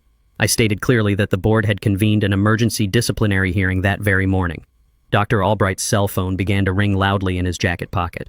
I told him to answer it. I informed him that the caller was the state medical board, notifying him that his license to practice medicine was officially stripped on the spot. Brandon stepped out of the county detention center into the blinding afternoon light wearing the same soot-stained suit from his failed arson attempt. A severely overworked public defender had managed to secure his temporary release on a minimum bond arrangement, while the federal prosecutors consolidated the massive extortion and fraud indictments. Brandon possessed exactly $14 in crumpled cash and a dead smartphone with a shattered screen. He utilized his remaining currency to secure a cramped ride in a city transit bus heading straight toward the downtown financial district. He desperately needed the familiar comfort of his primary residence to formulate a survival strategy and contact his remaining corporate allies. He walked the final 3 blocks to the towering glass facade of his luxury condominium building. He ignored the strange looks from the uniformed lobby concierge and marched directly toward the private resident elevators. The high-speed car delivered him to the penthouse floor. He marched down the pristine carpeted hallway, projecting the false confidence of a banking executive who had merely suffered a temporary setback. He reached into his pocket and produced his heavy brass apartment key. He slid the metal into the deadbolt cylinder, but the mechanism absolutely refused to turn. He jiggled the handle aggressively, assuming the internal tumblers were simply jammed by humidity. He pushed his shoulder against the solid oak door, applying physical force to bypass the resistance. The door remained perfectly immovable. He stepped back and noticed a thick legal document taped securely to the center of the wood paneling at eye level. The bold red lettering across the top of the page indicated an immediate and absolute bank seizure. The eviction notice detailed the immediate foreclosure of the property due to cross-collateralization default, explicitly linking this condominium to the fraudulent commercial loan taken against my mountain cabin. The bank had executed a total asset liquidation protocol, sweeping the premises and changing the digital lock codes before he even posted his meager bail. He was entirely locked out of his own life. The reality of his absolute poverty crushed his chest. He possessed no hidden cash reserves and no sympathetic corporate colleagues willing to offer him a couch. The financial institution he dedicated his entire career to had digested his remaining net worth with absolute bureaucratic indifference, leaving him stranded in a soot-stained suit. Brandon wandered the city streets for hours as the sun dipped below the skyline, casting long shadows across the pavement. He exhausted his final options, walking miles through the cooling evening air until he reached my quiet suburban neighborhood. He dragged his feet up the concrete driveway of my home, driven by absolute desperation and a deeply ingrained sense of entitlement. He approached my front door just hours after I had permanently dismissed Dr. Albright from the very same porch. Brandon did not ring the doorbell or politely knock. He pounded his heavy fists against the solid wood, creating a frantic, rhythmic booming sound that echoed down the quiet street. I monitored his violent arrival through the high-definition security cameras Samantha had helped me upgrade earlier that month. I walked down the main hallway and pulled the front door open, maintaining an impassive posture. Brandon stood under the warm yellow porch light, shivering in his ruined suit. He completely bypassed any form of apology or remorse for his catastrophic actions. He immediately adopted a demanding, aggressive tone, attempting to assert dominance over a situation he clearly did not control. He demanded that I open the door wider and allow him to enter his childhood home to rest and recuperate. He declared that he was legally entitled to utilize his old bedroom on the second floor. He confidently cited obscure state tenant rights laws, claiming that his historical residency established a permanent legal domicile that I could not arbitrarily revoke without a formal 30-day eviction notice. He insisted that because he had received mail at this address in the past, I was legally obligated to provide him shelter during his financial transition. He threatened to call the local authorities and have me cited for an illegal lockout if I refused to accommodate his immediate needs. He was actively attempting to weaponize municipal housing codes to force his way back into my life. He leaned forward, trying to physically intimidate me by invading my personal space. He claimed that casting him out onto the streets was an act of extreme parental cruelty that no jury would ever forgive. He spun a frantic narrative portraying himself as a struggling son who just needed a temporary safe haven to rebuild his shattered career. He completely ignored the reality that he was currently facing federal charges for arson and grand larceny orchestrated directly against my estate. He stood on my porch demanding unconditional sanctuary from the very man he had methodically attempted to destroy, believing his blood relation acted as an infinite shield against the consequences of his own greed. I did not yield a single inch of the doorway. I stood with my shoulders squared, blocking his physical access to the interior of my home with absolute finality. I did not engage in a debated interpretation of municipal tenant laws or entertain his pathetic attempt at emotional manipulation. I reached into the interior pocket of my jacket and retrieved a neatly folded stack of premium legal paper. I calmly unfolded the documents and held them up to the porch light, ensuring Brandon could clearly read the bold text.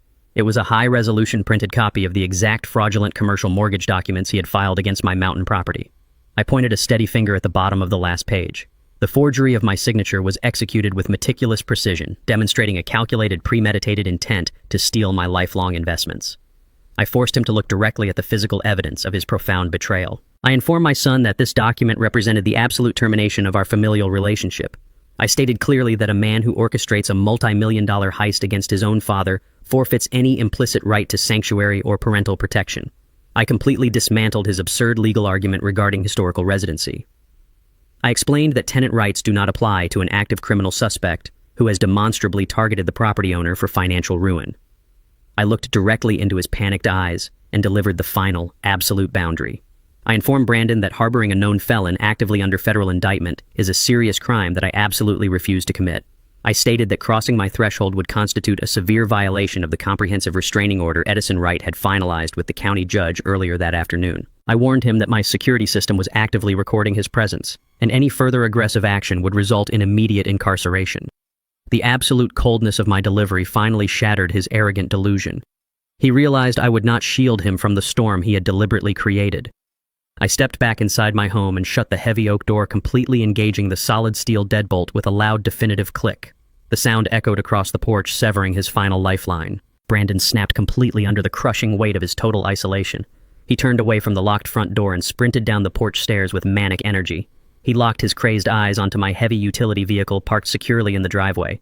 He grabbed a heavy decorative landscape rock from the flower bed and smashed it violently through the driver's side window. He reached through the shattered glass, unlocking the heavy door and throwing himself into the driver's seat. He frantically ripped the plastic casing from the steering column, attempting to hotwire the ignition with desperate, uncoordinated movements. The advanced internal security system recognized the unauthorized breach immediately. The engine immobilizer activated with a sharp mechanical thud, permanently locking the transmission and deadlocking the reinforced doors from the inside. The vehicle essentially became a steel cage. Brandon slammed his bleeding fists against the reinforced safety glass, screaming in absolute terror. He was completely trapped inside the dark cabin, unable to start the engine or open the doors. The piercing mechanical wail of approaching police sirens instantly shattered the quiet suburban night, echoing loudly from the end of the street and rapidly closing in on the driveway. The oppressive humidity of the Central American coastline was entirely absent as Tyler navigated the freezing rain of the southern Texas border. He spent the last 72 hours executing a desperate retreat from Belize. Stripped of his passport and digital currency, he relied on the absolute dregs of the criminal underworld to secure passage on a rusted cargo vessel. He traded his expensive gold watch and designer sunglasses for a cramped space alongside smuggled machinery. He endured the agonizing journey with a single burning objective: maintaining his sanity. He possessed a secure contingency fund hidden within the walls of his own domestic residence. It was a substantial stack of untraceable physical currency he had siphoned from his legitimate contracting projects over the past 5 years. He knew the offshore accounts were seized and his commercial business was entirely destroyed by the federal injunctions. That hidden cash was his only ticket to a new identity and permanent freedom. Tyler slipped through the shadowed alleyways of his quiet suburban neighborhood, avoiding the glow of the streetlights. He wore a damp hooded jacket he had stolen from a truck stop. He approached the rear of his property with practiced silence. He knew the exact blind spots of the exterior security cameras he had personally installed. He bypassed the digital keypad on the back door entirely, using a physical override key he kept hidden inside a hollowed-out sprinkler head. The heavy door clicked open with a soft metallic thud. He stepped into the familiar darkness of his own kitchen. The house was completely silent. He assumed Samantha was either deeply asleep upstairs or temporarily staying with her parents to escape the immediate fallout of the federal investigation. He did not care about her emotional state or the marriage he had utterly destroyed. He only cared about the money. He moved with rapid precision through the hallway toward his private home office. He knelt beside the baseboards near his heavy oak desk. He pulled a specialized pry bar from his pocket and wedged it against the wooden trim. He popped the panel off, revealing the steel door of a compact wall safe. He quickly dialed the 6-digit combination and pulled the heavy door open. He reached inside, expecting to grab the thick stacks of banded $100 bills. His fingers met only cold, empty metal. The safe was entirely wiped out. The emergency funds were completely gone. A sudden sharp click echoed from the opposite side of the dark living room. A single table lamp clicked on, casting a harsh pool of yellow light across the hardwood floor. Samantha sat perfectly still in the high-backed leather armchair. She did not flinch or gasp at the sight of her fugitive husband crouching like a cornered animal. She wore a tailored business suit, and her posture radiated absolute, unyielding authority. A thick stack of official legal documents rested squarely on her lap. Her smartphone sat on the glass coffee table beside her, radiating a soft white glow. The screen clearly displayed an active, ongoing call connected directly to the county emergency dispatch center. The call duration timer ticked upward with steady digital precision. Tyler froze, staring at the empty safe and then up at his wife. He realized instantly that she had discovered his hidden cash and deliberately removed his final lifeline. Samantha spoke with a chillingly calm and measured voice, completely devoid of her usual emotional warmth. She informed him that federal agents had officially seized the cash as illicit assets derived from his extensive extortion racket. She pointed to a printed dossier she had extracted from his encrypted drive, specifically referencing a primary file named Kichban Ong Da Den 2_13.docx and a secondary hidden ledger titled Kichban Ong Da Den Mao 1_13.docx. She raised the stack of finalized divorce decrees drafted by a ruthless team of corporate litigators. She demanded his immediate signature, relinquishing all claims to their shared assets and officially dissolving their fraudulent partnership. Tyler stood up slowly, dropping the pry bar onto the carpet. His initial shock rapidly warped into aggressive indignation. He refused to accept that a woman he had systematically deceived and manipulated for years had successfully outsmarted him. He took a menacing step forward, raising his voice to intimidate her. He demanded she hand over the money, claiming he was entitled to the fruits of his labor regardless of the legal consequences. He spat vicious insults at her, attempting to break her composure. Samantha remained absolutely anchored to her chair. She calmly informed him that the emergency dispatcher was listening to every single word he uttered. She stated that 3 marked police cruisers were already navigating the neighborhood perimeter, establishing a secure barricade to prevent any escape. She explained that she had meticulously documented his return, offering the authorities his exact location on a silver platter. She was not a victim seeking an emotional apology. She was the architect of his permanent incarceration. Tyler realized the profound depth of his miscalculation. He realized that manipulating a highly intelligent woman was the most catastrophic mistake of his entire life. The realization stripped away his final shred of rational thought. He lunged toward her, desperate to smash the glowing phone and physically extract his revenge. Tyler crossed the distance between the office and the living room with terrifying speed. His hands reached out aggressively, aiming directly for Samantha's throat. He intended to silence her and forcibly seize the glowing smartphone to terminate the active police dispatch. Before his heavy hands could make physical contact, a tall shadow detached itself from the darkened hallway leading to the kitchen. I stepped directly into the pool of yellow light, completely blocking his path. I did not raise my voice or attempt to negotiate a peaceful resolution. I gripped a heavy solid iron fireplace poker tightly in my right hand. The metal was cold and dense, providing a perfect counterbalance to the chaotic violence erupting in the room. Tyler stopped his forward momentum abruptly. His eyes widened in absolute shock as he recognized the man he had actively conspired to drug and swindle. He fully expected to find a fragile, incapacitated senior citizen rotting away in a locked medical ward. Instead, he faced a man standing with perfect posture and uncompromising resolve. He attempted to pivot and charge toward the front door to execute a frantic escape. I swung the heavy iron poker in a short, precise arc. The solid metal connected directly with the back of his right knee. The blunt force buckled his leg, instantly severing his structural support. Tyler collapsed heavily onto the hardwood floor, crying out in sudden, blinding pain. I stepped forward and pressed the heavy iron tip of the poker firmly against the center of his chest, pinning him directly to the ground. I informed him that targeting my family and extorting my son were fatal errors, but attempting to assault the woman who helped dismantle his criminal empire was an absolute, unforgivable mistake. The piercing mechanical wail of police sirens instantly drowned out his groans of pain. The front door of the residence was thrown open with massive force. 6 heavily armed tactical officers swarmed into the living room, shouting strict operational commands. They saw Tyler pinned to the floor and immediately moved to secure him. They hoisted him upward, twisting his arms violently behind his back to apply heavy steel handcuffs. They read him his Miranda rights in a rapid clinical tone. Tyler thrashed against their grip, his face turning a deep shade of crimson. As the officers dragged him toward the flashing red and blue lights of the waiting patrol cars, his panic erupted into absolute fury. He screamed wildly into the night air, determined to inflict maximum collateral damage before his total downfall.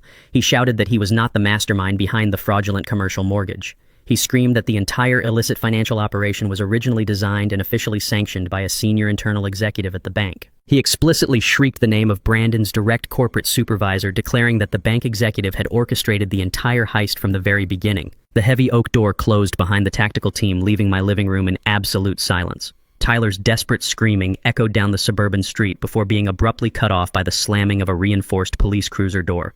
Edison Wright immediately opened his secure black briefcase and pulled out a digital recording device. He had captured Tyler's frantic, spontaneous confession with perfect audio clarity. We did not waste a single second celebrating the physical capture of the arrogant rogue contractor. The massive revelation regarding the senior banking executive transformed this situation entirely. This was no longer a localized case of elder abuse or a simple family extortion scheme. This was a coordinated, systemic banking conspiracy, utilizing federal wire systems and institutional leverage to deliberately target vulnerable assets. Edison contacted his former colleagues at the federal prosecutor's office before the sun even began to rise. We drove directly to the heavily guarded federal building downtown, bypassing the local police precincts completely. A team of seasoned federal investigators reviewed the digital audio file and cross-referenced Tyler's frantic claims with the extortion ledger Samantha had provided earlier. The investigators quickly realized the sheer magnitude of the financial crime. Tyler's confession detailed a highly organized kickback operation. The senior bank executive utilized his administrative authority to approve massive commercial loans, bypassing standard risk assessment protocols. He specifically targeted elderly clients with high equity properties and minimal familial oversight. Brandon acted as the eager corporate foot soldier, processing the fraudulent paperwork and executing the ground-level manipulation. Tyler served as the external contractor, establishing the fake developmental projects to launder the stolen capital. The federal prosecutors immediately escalated the investigation. They reclassified the entire operation as a major federal racketeering case. They successfully issued immediate emergency subpoenas for the banking institution's highly protected internal communication servers and massive digital transaction logs. They assigned a specialized task force to track every single wire transfer that flowed between the bank, the contracting firm, and the offshore accounts we had already frozen. Edison and I sat in the sterile interrogation room, providing formal sworn statements to seal the evidentiary chain. The trap I had carefully constructed around my treacherous son and his incredibly greedy accomplices was now entirely reinforced by the full crushing weight of the United States federal government. There was absolutely no corporate loophole or legal technicality capable of shielding them from this massive incoming devastating federal storm. 48 hours later, a massive fleet of unmarked black government vehicles descended upon the towering glass and steel headquarters of the downtown financial district. Dozens of federal agents wearing dark tactical windbreakers flooded the expansive marble lobby, moving with coordinated, absolute precision. They entirely bypassed the frantic security personnel and forcefully commandeered the executive elevators, locking down the entire upper administrative floor with immediate operational authority.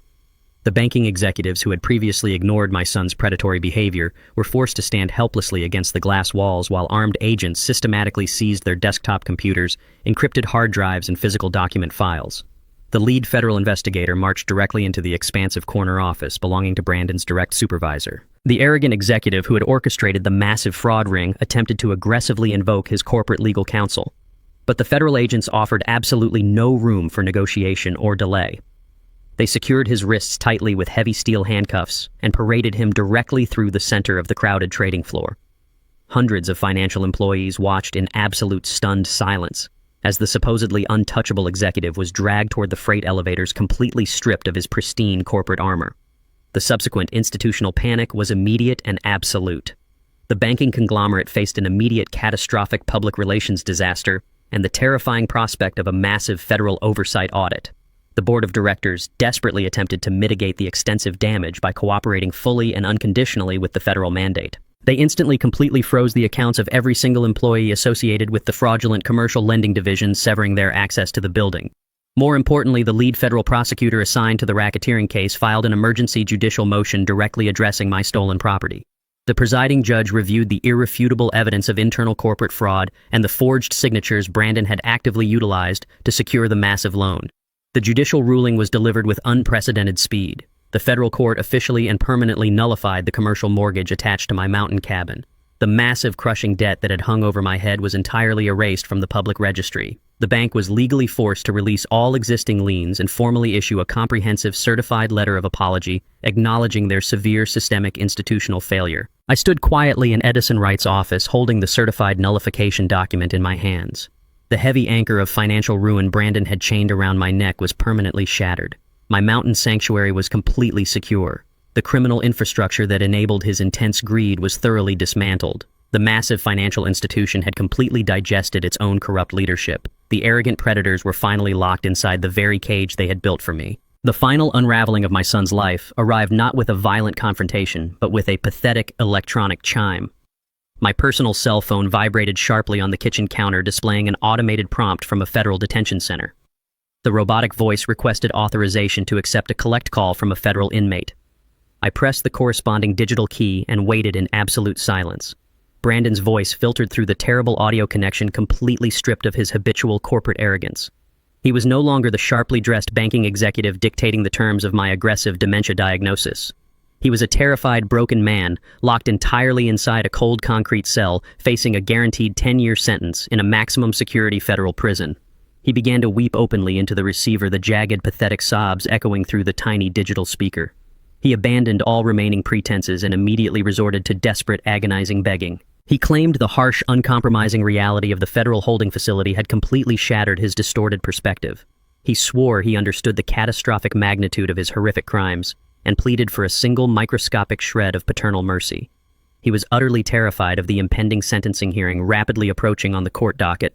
He knew the assigned federal judge possessed a ruthless reputation for delivering absolute maximum penalties for white-collar crimes involving premeditated elder abuse. He begged me to contact Edison Wright and draft a formal character reference letter to formally present to the presiding court. He desperately needed me to assure the judge that he was fundamentally a good man who had simply made a terrible temporary misjudgment under extreme external pressure. He sincerely believed a formal written letter of absolute forgiveness from his primary victim would significantly reduce his mandatory minimum prison sentence. He promised to dedicate the rest of his natural life to repaying his massive financial debts to my estate if I just saved him from a miserable decade behind cold steel bars. I listened to his frantic whimpering without interrupting or offering a single shred of sympathy. I did not raise my voice. I told him I would absolutely write a highly detailed, comprehensive letter to the federal judge directly regarding his personal character. Brandon gasped in massive relief, thanking me profusely for my ultimate forgiveness. He completely failed to understand the absolute freezing finality of my simple statement. I sat at my heavy oak desk and immediately began drafting the formal legal document. I did not write a weak plea for judicial leniency or a pathetic request for paternal mercy. I meticulously composed a brutally honest clinical statement explicitly detailing his immense calculating greed, his unchecked profound entitlement, and his absolute ruthless willingness to violently drug his own father for massive personal financial gain. I explicitly asked the federal judge to impose the maximum possible sentence available under the law without any possibility of early parole. Megan's exile concluded with bureaucratic brutality. The Belizean immigration authorities possessed zero tolerance for stranded foreigners lacking identification or currency. She spent 2 weeks enduring blistering heat and aggressive mosquitoes in a holding facility near Belize City. Her designer clothing turned into sweat-stained rags. Her manicured appearance disintegrated into a hollow reflection of her true character. The local magistrate stamped her deportation order without offering a single glance of sympathy. 2 armed guards escorted her onto a commercial flight bound directly for Texas. She sat wedged between 2 strangers staring at the rigid plastic seat back. She spent the flight constructing a fabricated narrative. She convinced herself she could easily manipulate the American authorities by portraying herself as a terrified victim of Tyler's violent coercion. She believed her status as a suburban wife would shield her from severe legal consequences. The aircraft wheels struck the concrete of the Houston tarmac. Megan stood up, adjusting her soiled garments and practicing her tragic expression. She walked down the narrow aisle and entered the lit customs terminal. She expected a standard processing delay and a brief interview with a border agent. She walked toward the inspection desk, ready to deliver her rehearsed tears. 4 federal marshals stepped out from behind the heavy security doors, completely blocking her path. They did not ask for her name or offer a polite greeting. The lead marshal stepped forward and immediately secured her wrists tightly behind her back with heavy steel handcuffs. He recited her Miranda rights with mechanical precision. He explicitly stated the active federal warrants registered under her name. He informed her that she was being detained for severe wire fraud, grand larceny, and the attempted premeditated manslaughter of her former father-in-law. Megan screamed in absolute terror, struggling against the cold metal restraints. She demanded to speak to the American embassy, completely forgetting she was already on domestic soil. The federal marshals ignored her frantic, hysterical outburst entirely. They dragged her struggling through the crowded international terminal. Hundreds of traveling tourists stopped to watch the pathetic spectacle.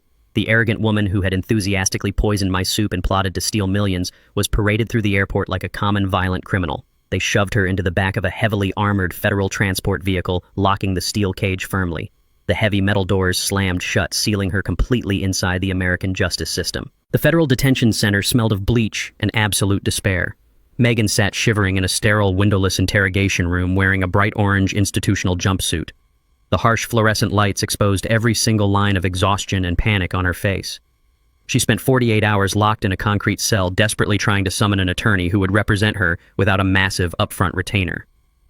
Every single prestigious law firm rejected her calls the moment they realized her financial assets were completely frozen by federal injunction. She possessed absolutely no legal defense and no sympathetic allies. The overwhelming reality of a potential 20-year prison sentence finally fractured her immense ego. She utilized her single permitted phone call to contact Edison Wright. She did not ask for a lawyer. She aggressively demanded a direct face-to-face meeting with me. She insisted she possessed highly classified corporate information that would completely blow the federal investigation wide open. I sat across from Edison in my quiet study, listening to the relayed message. I agreed to the meeting solely to witness the final collapse of her deceptive empire. I arrived at the federal building an hour later, bypassing the standard security checkpoints through Edison's established federal clearance. I walked down the long concrete corridor and stepped into the freezing interrogation room. Megan looked up from the bolted metal table. She immediately attempted to deploy her absolute best performance. Her eyes filled with practiced tears, and her lower lip trembled convincingly. She reached her cuffed hands across the table, attempting to project immense vulnerability. She apologized profusely for the events at the mountain cabin, swearing she was completely blinded by fear and Tyler's aggressive physical threats. I sat down in the heavy metal chair across from her, maintaining absolute silence. My refusal to engage forced her to abandon the emotional manipulation and pivot directly to a calculated transaction. She leaned forward, lowering her voice into a conspiratorial whisper. She offered me a massive grand bargain. She claimed Tyler and Brandon were merely low-level pawns in a much larger financial syndicate. She promised to deliver the exact name and corporate identity of the senior banking supervisor who actively authorized the fraudulent commercial loans. She swore she held the ultimate key to completely dismantling the corrupt financial institution. She demanded a full legal pardon in exchange for this information. She insisted I instruct Edison Wright to drop the civil lawsuits and actively petition the district attorney for an absolute reduction in her criminal charges. She sat back in her chair, displaying a brief flash of her former arrogance. She truly believed she held the ultimate winning hand and could manipulate her way to freedom. I placed my hands flat against the cold metal surface of the interrogation table. I looked into Megan's swollen eyes, allowing heavy silence to dominate the room. I wanted her to fully absorb the absolute futility of her situation. I spoke with the detachment of a man delivering a terminal diagnosis. I informed Megan that her ultimate bargaining chip was completely worthless. I explained that her former lover Tyler had already provided a comprehensive documented confession to the federal authorities 3 days ago. I detailed exactly how Tyler traded every single piece of corporate information he possessed the very second the tactical police unit pinned him to my living room floor. I watched the confidence drain from her face as I dismantled her delusion. I told her the banking supervisor was sitting in a federal holding cell denied bail due to extreme flight risk. I explained that the federal task force had already raided the massive corporate headquarters, seizing every single encrypted hard drive and internal communication ledger associated with the commercial lending division. I informed her that the fraudulent mortgage she enthusiastically helped orchestrate against my mountain cabin was officially nullified by a federal judge. The authorities already possessed an airtight, irrefutable case against the entire criminal syndicate. They did not require her testimony. They did not need her cooperation. She had absolutely nothing left to trade. She was entirely stripped of leverage, assets, and allies. I stood up slowly from the heavy cold metal chair, deliberately pushing it back toward the thick concrete wall behind me. I informed her I would ensure the prosecutor pursued the absolute maximum penalty for the attempted manslaughter charge. I stated she would spend the next 2 decades in a federal penitentiary, reflecting on the exact moment she decided to poison a man's soup for a fraction of his wealth. The absolute freezing finality of my words triggered a violent emotional implosion. Megan realized her charming manipulations were completely useless.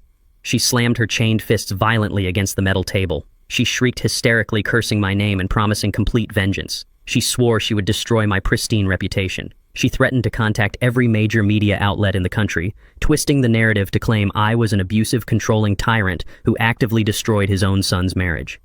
She vowed to drag my legacy through the mud. I did not flinch at her pathetic threats. I reached into my jacket pocket and pulled out a slim digital tablet. I placed the electronic device flat on the center of the table, pushing it directly toward her shaking hands, ensuring she could view the audio playback display clearly. I tapped the screen once. The device began to play the crystal-clear audio recording captured by the hidden microphone. The speakers broadcast her own voice enthusiastically plotting my forced institutionalization while actively engaging in a highly illicit affair with Tyler. The heavy oak doors of the federal courthouse swung open, signaling the beginning of the end for the 3 individuals who had methodically attempted to destroy my life. I sat in the front row of the gallery, flanked by Edison Wright and Samantha, maintaining absolute composure as the bailiffs escorted the defendants into the sprawling judicial chamber. Brandon, Megan, and Tyler were directed to sit at 3 separate defense tables, a physical manifestation of their completely fractured alliance. Brandon wore an ill-fitting gray suit provided by his overworked public defender, his former corporate arrogance entirely replaced by a pale, trembling exhaustion. He kept his eyes glued to the polished mahogany table, absolutely refusing to look in my direction. Megan sat at the center table, stripped of her designer clothing and expensive jewelry, wearing a standard beige blouse and slacks. Her meticulously crafted victim persona had disintegrated, leaving behind a hardened, bitter expression. Tyler occupied the table on the far right, his rugged contractor facade replaced by the sullen, aggressive posture of a trapped predator. He stared at Megan with unadulterated venom, his jaw clenching as he mentally calculated the sheer magnitude of her betrayal. The space between their respective tables crackled with intense, suffocating hatred. They were no longer unified by a shared, greedy ambition to seize my mountain cabin and liquidate my financial portfolio. They were now desperate, cornered animals, fully prepared to tear each other apart to secure a fraction of legal leniency. The federal judge, a stern woman with a reputation for mercilessly punishing white-collar criminals, entered the room and demanded absolute silence. She read the comprehensive list of massive federal charges, including grand larceny, wire fraud, conspiracy to commit extortion, and premeditated attempted manslaughter. The sheer volume of their crimes echoed off the high, vaulted ceiling, stripping away any remaining delusion that they could somehow manipulate their way out of a federal penitentiary. They had spent months weaving a complex web of deceit, weaponizing psychiatric evaluations, and exploiting marital trust, completely convinced of their own untouchable superiority. Now confined to their designated seats, flanked by armed federal marshals, they finally understood the inescapable reality of their situation. They glared at one another silently, acknowledging that their brilliant criminal syndicate had collapsed into a pathetic, self-destructive spectacle. The entire gallery felt the heavy, undeniable gravity of the judicial process settling permanently over the room. The lead federal prosecutor stepped up to the wooden podium and systematically dismantled the defendants with a flawless, impenetrable presentation of empirical evidence. He did not rely on emotional appeals or circumstantial theories. He built an absolute iron wall of undeniable facts, starting with the meticulously documented paper trail. He projected the fraudulent commercial mortgage documents onto a massive digital screen, highlighting the forged signatures and the illicit wire transfers authorized by Brandon's corrupt banking supervisor. The prosecutor laid out the exact financial timeline tracing the stolen capital from my estate directly into Tyler's shell company accounts and subsequently into their offshore Cayman Islands reserves. The financial auditors had mapped every single stolen dollar, leaving Brandon's public defender with absolutely zero maneuverability to claim ignorance or clerical error. The digital ledgers proved the immediate collusion between Tyler's contracting firm and the corrupt banking executives, bypassing every standard risk assessment. The prosecution then pivoted to the attempted manslaughter charges, calling the chief toxicologist to the witness stand. The medical expert presented the certified laboratory reports derived from my hospitalization, confirming the exact chemical composition of the heavy pharmaceutical sedative Megan had poured into my meal. He explained with clinical precision that the dosage was explicitly designed to induce severe cognitive impairment and simulate advanced dementia, a necessary component of their fraudulent guardianship petition. The defense attorneys sat in absolute silence, completely paralyzed by the overwhelming weight of the empirical data.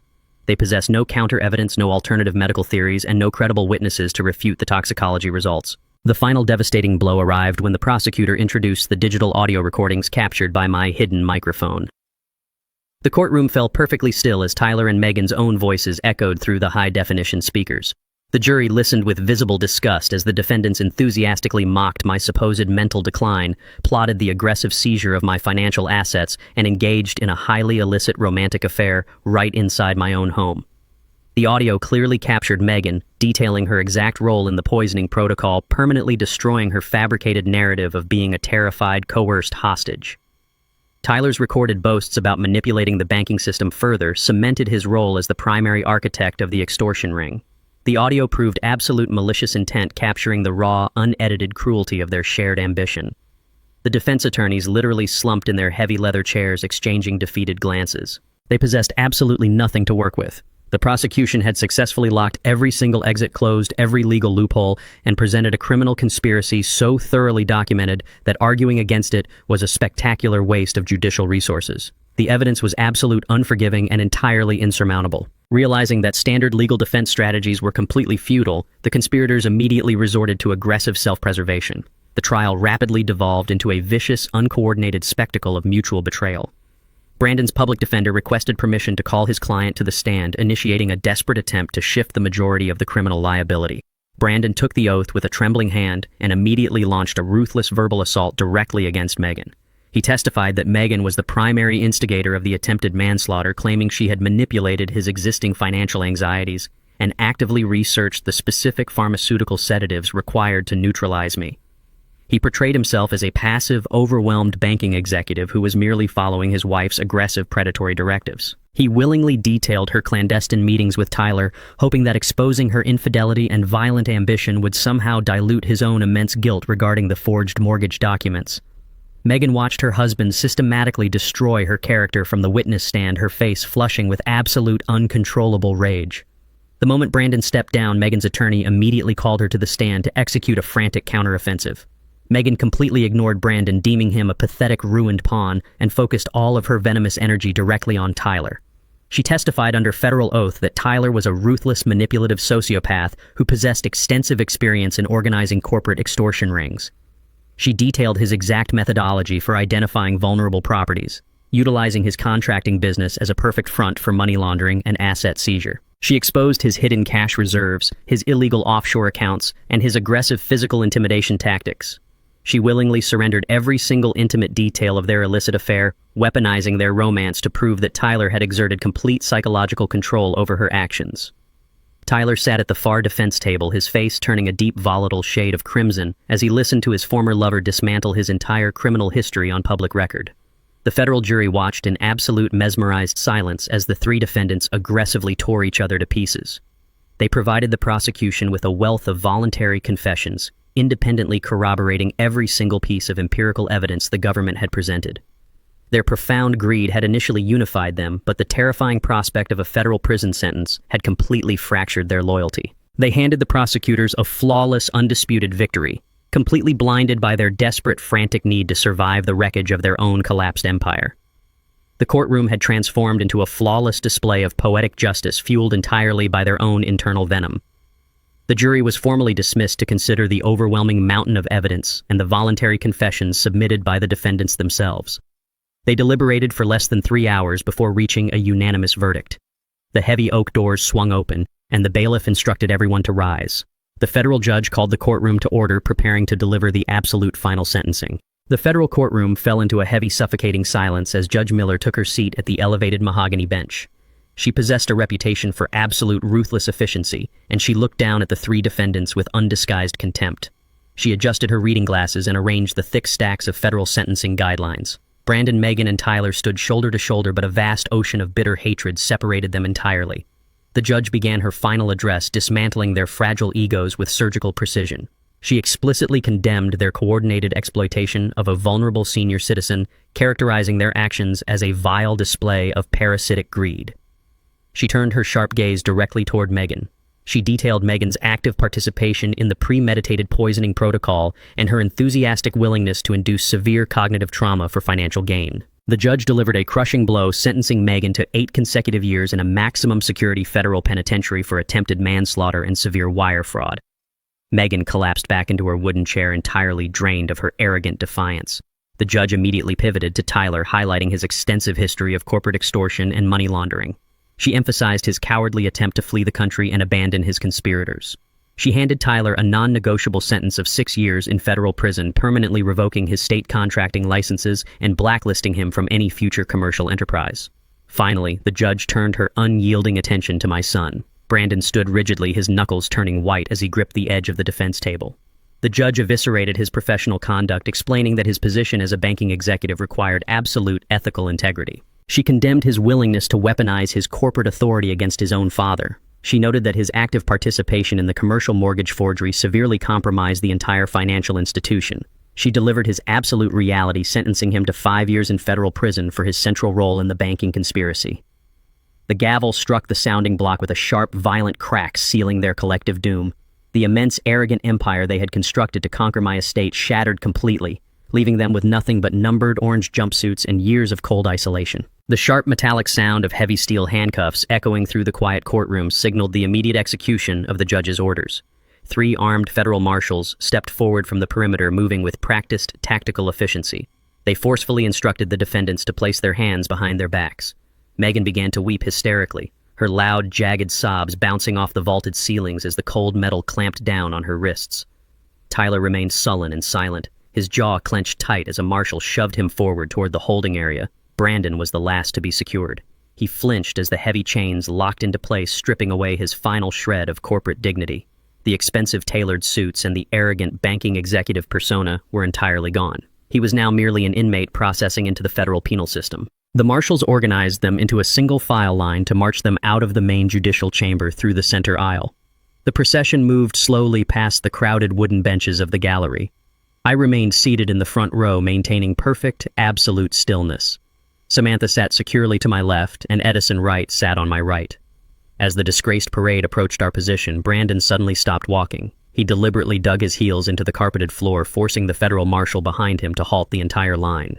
Brandon turned his head and looked directly at me. His eyes were completely bloodshot and wide with absolute terrified desperation. He stood there in his chains, openly searching my face for a single microscopic trace of paternal salvation. He desperately wanted a final word of comfort, a soft look of regret, or any indication that the unconditional love he had so violently exploited was still intact. He was waiting for the father who had worked 18 hours a day to fund his childhood to suddenly step forward and offer a miraculous last-minute rescue. Even in the absolute face of his federal conviction, his deeply ingrained entitlement remained entirely active. He truly believed his biological relation granted him a permanent shield against my complete emotional detachment. He stood in the center aisle, breathing heavily, his chained hands trembling as he silently begged for a reassuring gesture to carry with him into his dark concrete cell. The heavy silence stretched between us, thick with the ghosts of 45 years of wasted sacrifice. He expected the man he had aggressively tried to institutionalize to simply forgive him on the spot.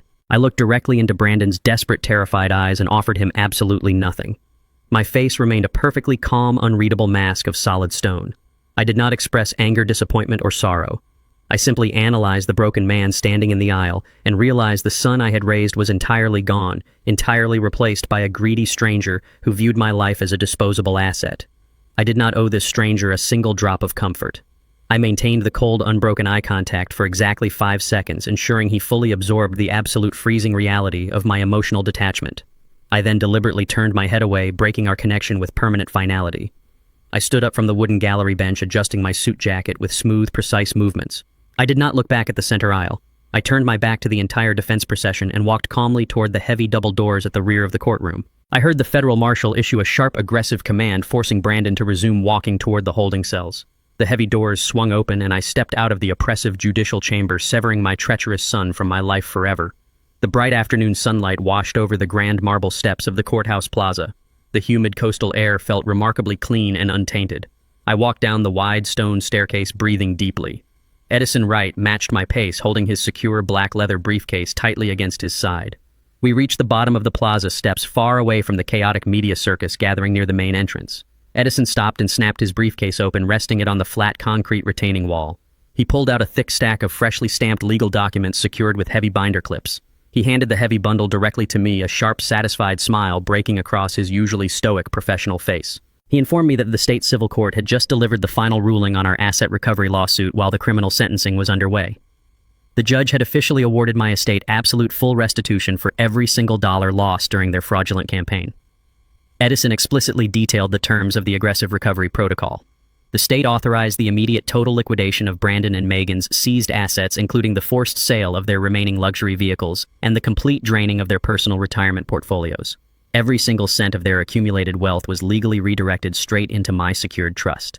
The system they had attempted to weaponize against me had ultimately devoured them entirely, leaving me financially fortified and absolutely untouchable. Gregory stood in the bright afternoon sunlight, gripping the heavy stack of legal documents Edison had just handed him. He stared at the densely printed pages detailing the complete financial annihilation of his son and daughter-in-law. The state had aggressively liquidated their entire estate. Their luxury vehicles were auctioned. Their bloated retirement portfolios were emptied. Their offshore accounts were seized and redirected into my primary trust. I possessed every single cent they had spent the last 5 years accumulating. I held the monetary equivalent of their arrogance, their greed, and their monumental betrayal directly in my hands. I did not want this money. I did not want to fund my retirement with the rotting spoils of their shattered criminal enterprise. The very thought of utilizing their tainted capital repulsed me entirely. I turned to Edison and immediately directed him to draft a new binding financial charter. I instructed him to take the entirety of the liquidated funds and establish a permanent educational trust. I named the trust after my late wife. She was a woman who had spent her entire life nurturing communities, building futures, and offering unconditional support to those who truly needed it. She believed in the power of education. She believed in the fundamental goodness of hard work. I funneled every single confiscated dollar into this new, secure foundation. The trust was legally bound to provide massive, comprehensive scholarships for underprivileged students entering the medical and legal fields, specifically targeting individuals dedicated to elder care and advocacy. I completely erased Brandon and Megan's legacy of selfish destruction. I transformed their stolen wealth into a permanent, enduring monument to my wife's boundless compassion.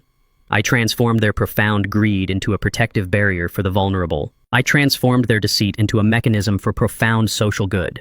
They had tried to erase her memory by stealing the mountain cabin we had built together. They had tried to erase my future by locking me in a psychiatric ward. Instead, their greed directly financed the education of hundreds of young professionals who would spend their lives dismantling predators exactly like them. I signed the foundational charter with a deep, profound sense of absolute psychological relief.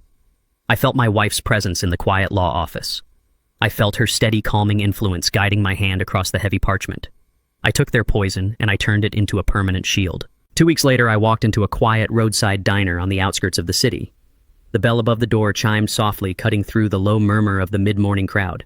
Samantha was already sitting at a corner booth waiting for me. She wore a sharp, tailored blazer, her posture radiating a completely new sense of absolute, unyielding authority. She had shed the heavy, suffocating weight of her toxic marriage to Tyler. She had shed the constant, humiliating deception. She had shed the role of the oblivious suburban housewife. The federal conviction had allowed her corporate litigators to execute a flawless, uncontested divorce, severing him entirely from their shared assets. She had successfully completely seized total ownership of the massive commercial construction company. She slid a glossy, newly printed business card across the laminated table. She had legally rebranded the entire enterprise, completely erasing Tyler's name and his corrupt legacy from the corporate registry. She was now the sole, unquestioned executive director of a multi-million-dollar legitimate development firm. She ordered 2 cups of black coffee and looked at me with deep, genuine gratitude. She did not offer me hollow sympathies or pathetic apologies for her former husband's aggressive criminal behavior. She offered me absolute professional respect. She thanked me explicitly for treating her as a highly capable equal during the tense, chaotic days of our initial investigation. She thanked me for recognizing her sharp intelligence and refusing to dismiss her as mere collateral damage in Tyler's extortion ring. She explained how my unwavering trust had given her the ultimate psychological leverage required to corner him in their living room and hand him directly to the federal marshals. We drank our coffee in a comfortable shared silence. We were 2 individuals who had been systematically targeted by ruthless, manipulative predators. We had both been viewed as disposable resources by the people we had blindly trusted. We had both survived the emotional wreckage by forging an unlikely powerful alliance based entirely on harsh empirical truth and uncompromising justice. She paid the diner bill and shook my hand firmly before walking out into the bright morning air. She was a woman who had completely reclaimed her empire. I watched her drive away, feeling a profound sense of closure. The toxic collateral damage generated by my son's massive conspiracy was finally thoroughly repaired. I returned to Edison Wright's downtown legal office for the absolute final time. The massive mahogany conference table was cleared of all the chaotic evidentiary boxes, digital recorders, and federal racketeering files that had dominated our lives for the past 8 months. A single manila folder rested squarely in the center of the polished wood. Edison opened the folder and presented the ultimate closing settlement papers.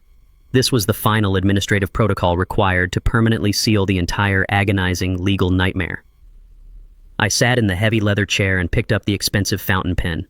I reviewed the final judicial decrees confirming the absolute nullification of the fraudulent commercial mortgage. I read the verified bank statements confirming my massive financial portfolio was entirely securely locked behind new impenetrable biometric safeguards.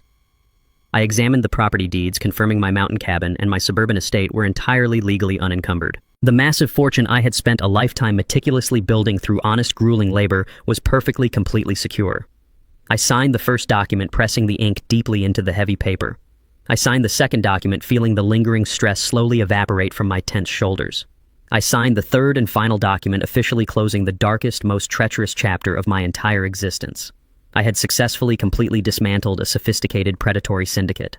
I had faced my own biological son in a federal courtroom and watched him face the absolute devastating consequences of his monstrous greed.